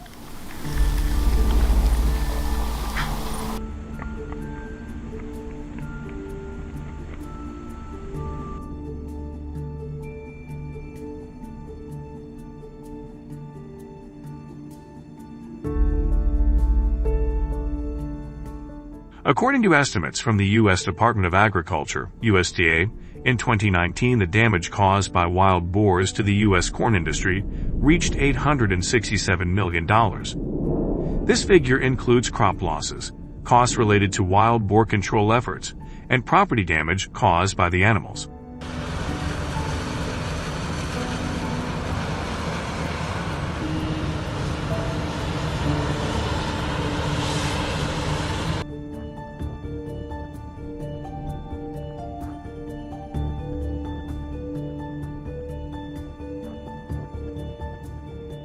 Deforestation has intensified the conflict between humans and wild boars. Driven by their wild instincts, wild boars destroy corn plants, break stalks, and trample over fields that are ready for harvest. Their intrusion not only damages crops but also disrupts the daily operations of farmers, making it more difficult for them to maintain their livelihoods.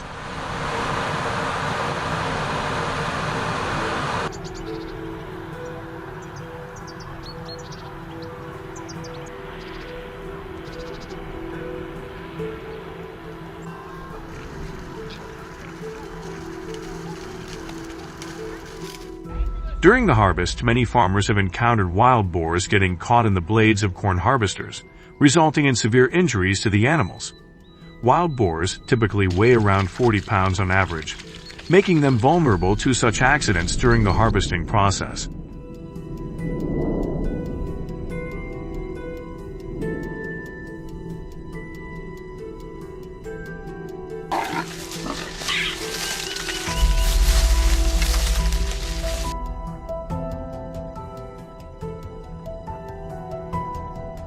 Although the U.S. government has implemented strict measures to control the wild boar population through hunting, the situation remains complex with alarming attacks.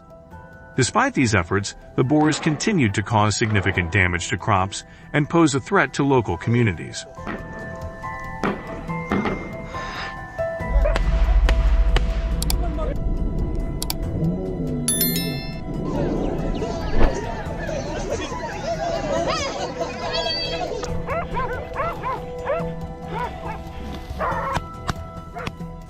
A notable case occurred when a massive wild boar, weighing around 250 pounds, suddenly attacked a group of hunters in the forest. The boar charged directly at the hunters, but fortunately, one hunter was able to react quickly and avoid the animal. Thanks to their swift response, the group remained safe during this terrifying encounter.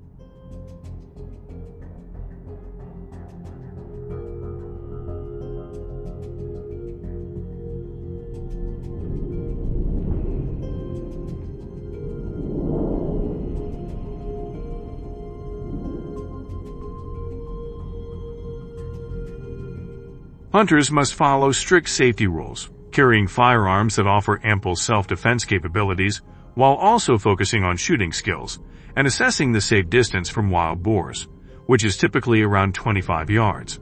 Additionally, it is crucial for hunters to team up with others and be fully prepared to handle unexpected situations with wild boars.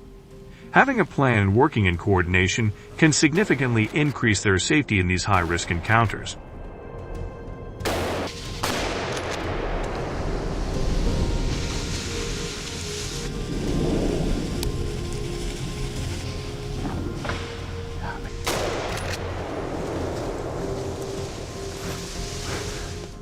To hunt wild boars in the U.S., hunters must comply with various licensing requirements.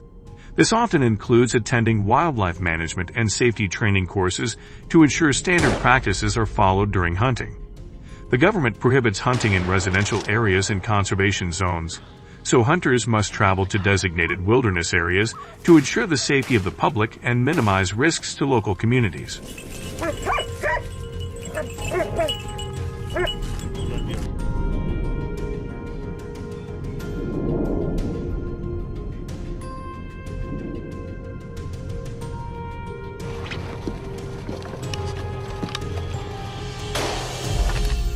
To ensure fair and humane hunting practices, hunters are not allowed to hunt pregnant wild boars or piglets. They must carefully prepare their equipment, such as the FX Crown Rifle and the Element Theoscope, to ensure high accuracy under varying weather and wilderness conditions. Additionally, hunters must adjust the height and angle of their shots to achieve maximum precision and minimize suffering for the animals.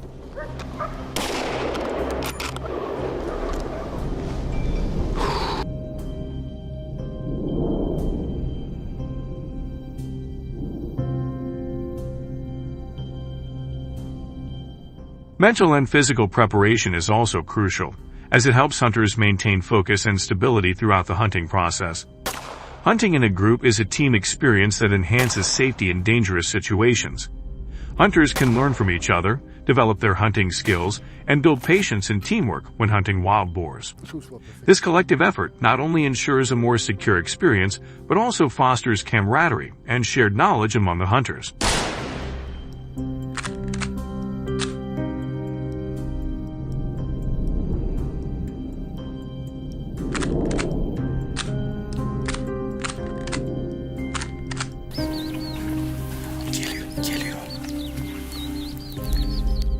Each wild boar hunt involves a team of at least 5 to 7 people, working together to safeguard wildlife and preserve ecological balance.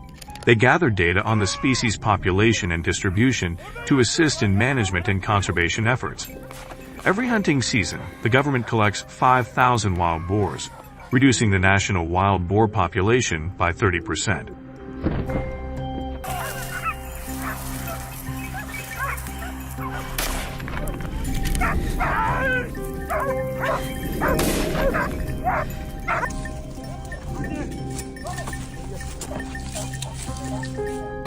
After the hunters collect the wild boars, they divide the meat to enjoy various dishes made from wild boar. This process not only highlights the success of the hunt, but also provides an opportunity to savor the distinctive and rich flavors of wild boar meat through a variety of different meals.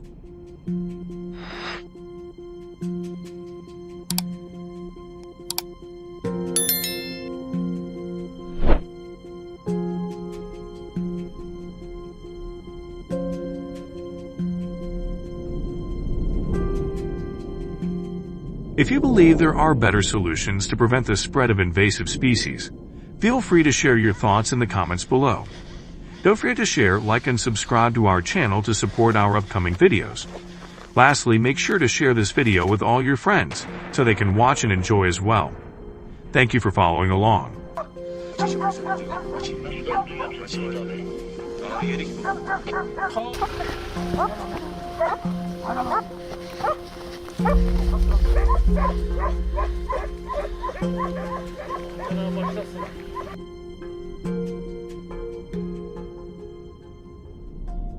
Hello everyone. The population of bobcats in the U.S. is increasing rapidly due to their high adaptability, and it has now reached over 3 million individuals.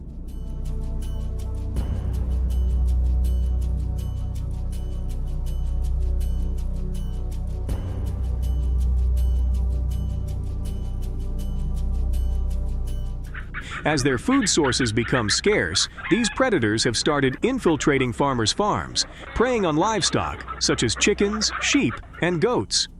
This situation has led to economic losses amounting to up to $1 billion USD annually, plunging farmers into despair.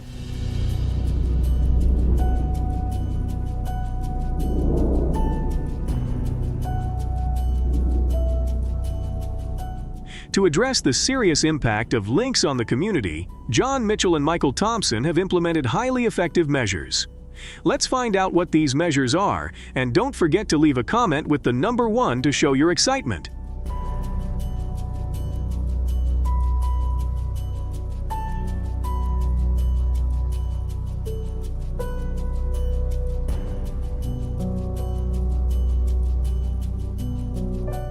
Michael Thompson, an experienced hunter and trapper from Texas, is renowned for his exceptional skills in trapping wild cats.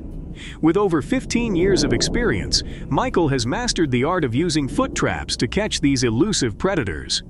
His expertise in this field is highly regarded, making him a leading consultant on effective trapping techniques.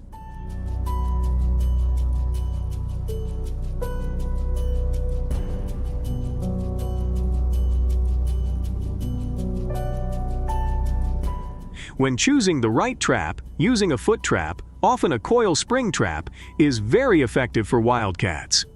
It is important to select a trap with the appropriate size to securely hold the wildcat without causing unnecessary harm. Have you ever thought about a trap that is both humane and effective for wildcats?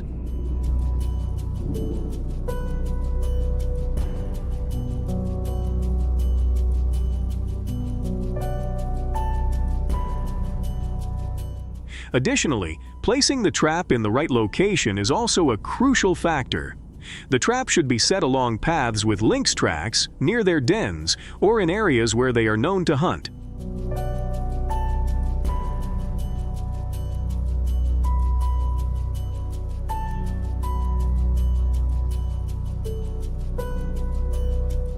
Lynxes often travel along natural routes such as narrow trails, which can guide them to more effective traps. What areas in your local environment do you think would be ideal for setting traps for wildcats?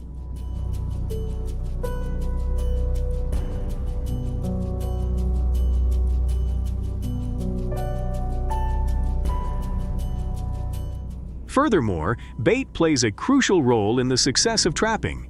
Using bait that attracts wildcats, such as fresh meat or commercial wildcat bait, can increase the chances of capturing them. Proper placement of the bait is key to luring the lynx. Have you experimented with different types of bait to see which one is most effective in attracting wildcats?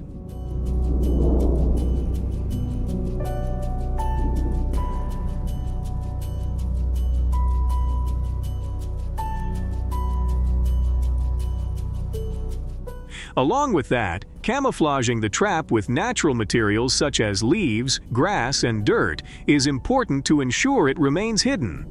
Removing human scent from the trap and the surrounding area is also essential to avoid disturbing the lynx. How do you ensure that your traps are not detected by wildcats?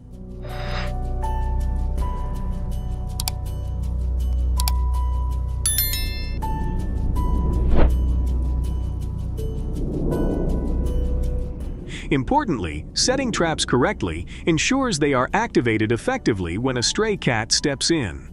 Regularly checking the traps is necessary to ensure they remain operational, and any stray cats caught must be handled humanely. Traps can be used indefinitely depending on their cost and condition, with each trapping session potentially catching up to 4 or 5 stray cats.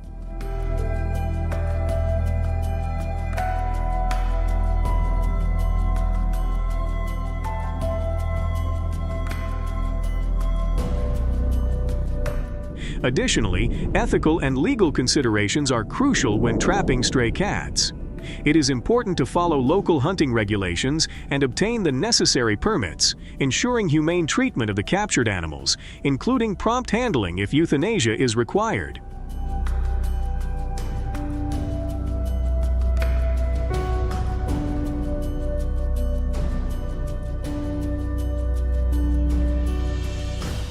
How do you balance ethical considerations with the need to manage the stray cat population? Do you agree with this approach? If so, please like the video. If not, leave a 0 in the comments to share your opinion.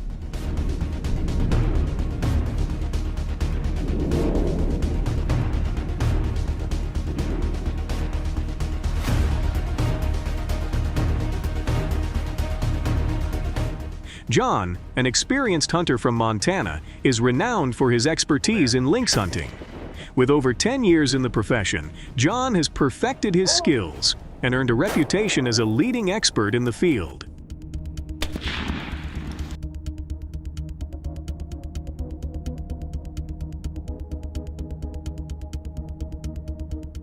His dedication to the profession is evident in his meticulous approach to scouting and selecting locations.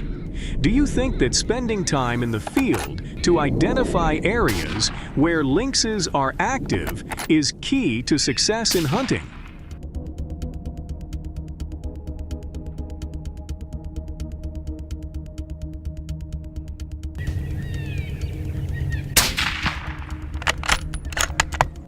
Besides scouting skills, John is also adept at using calls and bait to attract lynxes. He employs both mouth calls and electronic devices to mimic the sounds of prey and distress calls of rabbits or rodents. These calls are supplemented with visual baits to catch the lynx's attention and draw them into range.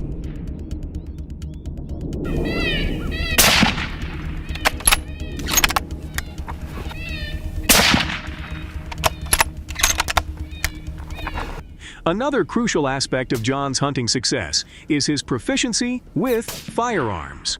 He ensures accuracy and humane shots by targeting vital areas, typically the heart-lung region, using a .223 rifle for the appropriate accuracy and range.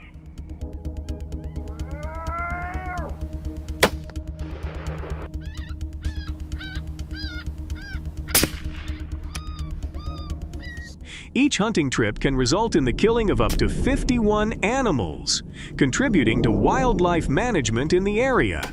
The annual number of lynxes hunted can reach around 500,000 individuals. What are your thoughts on balancing hunting for population control with animal welfare?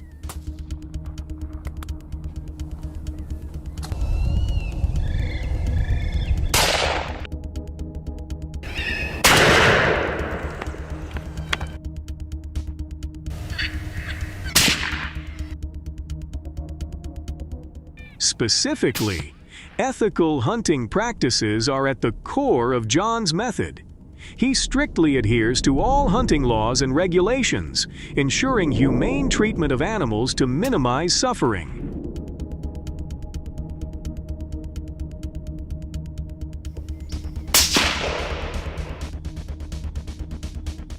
Additionally, he is environmentally conscious, practicing sustainable hunting to preserve lynx populations and their habitats. How do you think ethical and sustainable practices can be applied to other areas of life?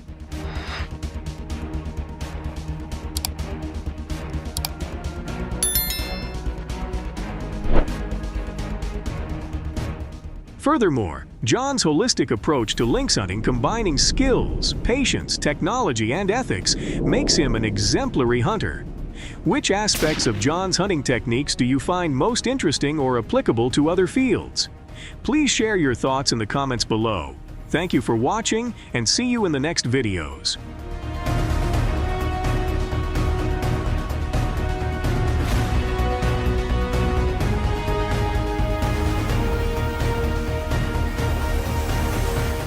Oh, the elephants are quite sizable. The current population of elephants is estimated at around 10,000 individuals.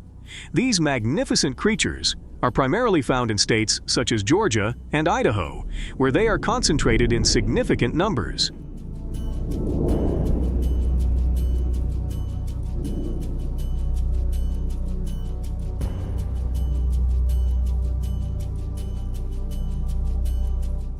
Understanding the distribution and habits of these elephants is crucial for creating an engaging and informative farm documentary, highlighting their impact and interactions in these areas.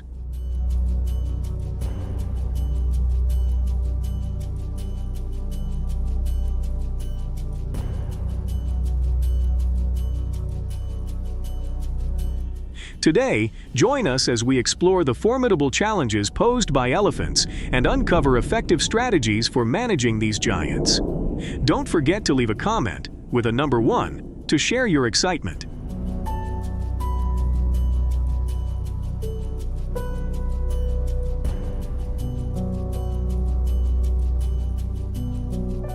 In the United States, elephants have caused significant damage to agriculture, with an annual financial impact of up to $9 million. These magnificent animals, while a wonderful sight, pose a substantial threat to the agricultural community.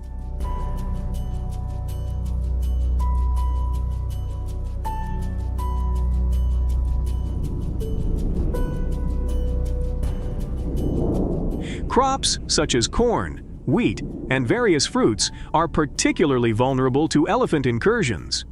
Damage to these crops not only disrupts the local economy, but also threatens the livelihoods of countless farmers who rely on these harvests to support their families and earn an income.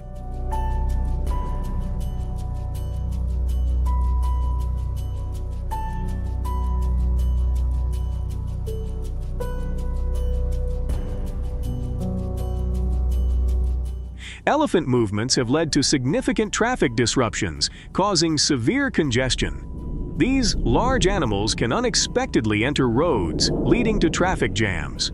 The presence of elephants on highways not only inconveniences drivers, but also raises serious safety concerns.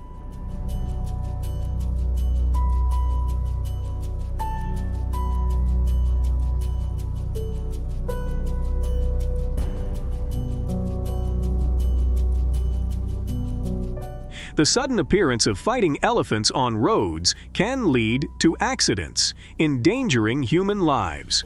At the same time, elephants are at risk of injury or death due to collisions with vehicles. These interactions highlight the urgent need for effective measures to manage elephant movements and ensure the safety of both drivers and these magnificent animals.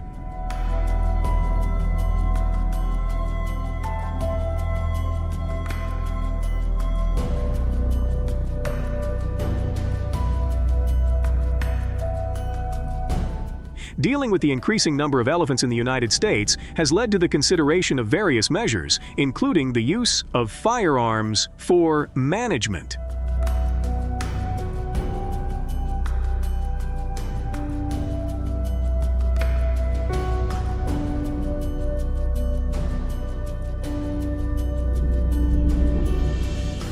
Strict firearm licensing requirements have been implemented.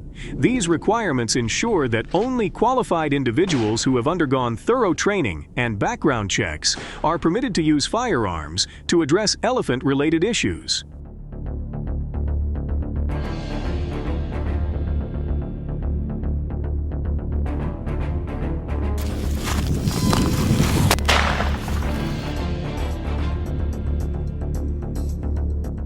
This measure aims to balance the need for immediate action to protect human life and property with the responsibility of ensuring that firearms are used safely and ethically.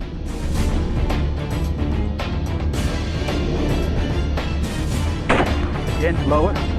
Shoot him in the shoulder.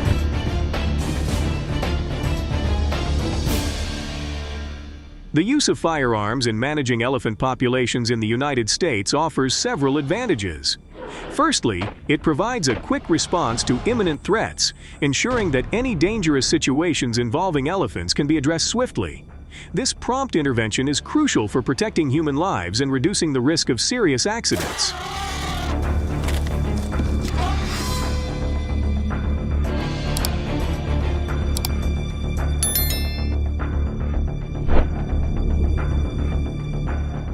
The use of firearms can immediately reduce risks to both people and property by allowing for the prompt removal of an aggressive or overly close elephant. By addressing the threat quickly, firearms help minimize the likelihood of accidents and property damage, contributing to the safety and security of affected communities.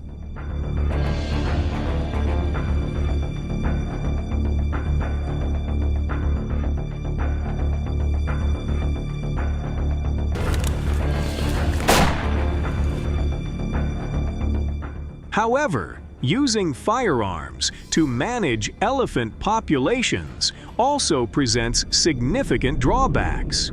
There are ethical and animal welfare concerns associated with this method. Elephants are intelligent and highly social animals, and hunting raises ethical questions, often leading to opposition and criticism from animal rights groups.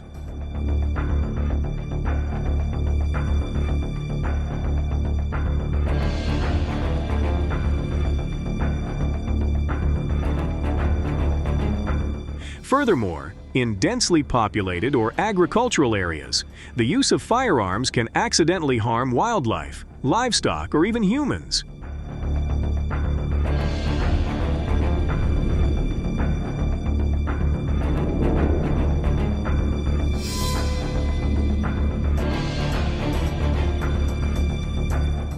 Additionally, reliance on firearms can escalate conflicts, leading to more aggressive behavior from elephants and creating a cycle of violence that complicates long-term management efforts.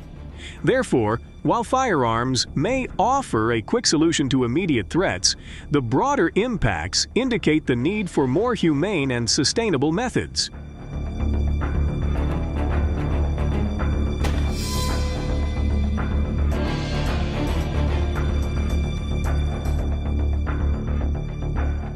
Addressing these challenges requires balanced and humane solutions.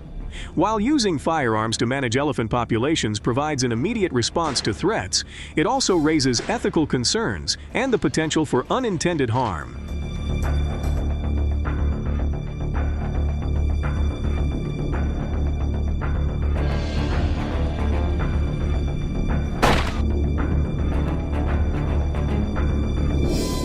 Therefore, it is crucial to develop strategies that not only minimize damage caused by elephants, but also ensure their welfare, promoting sustainable coexistence between humans and elephants.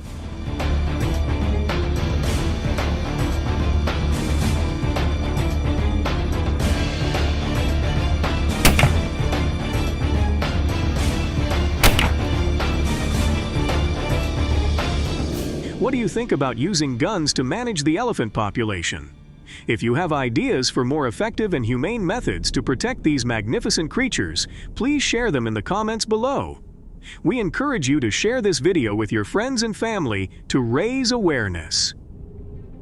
Follow our channel for more engaging and informative content. Your insights and support are invaluable to us.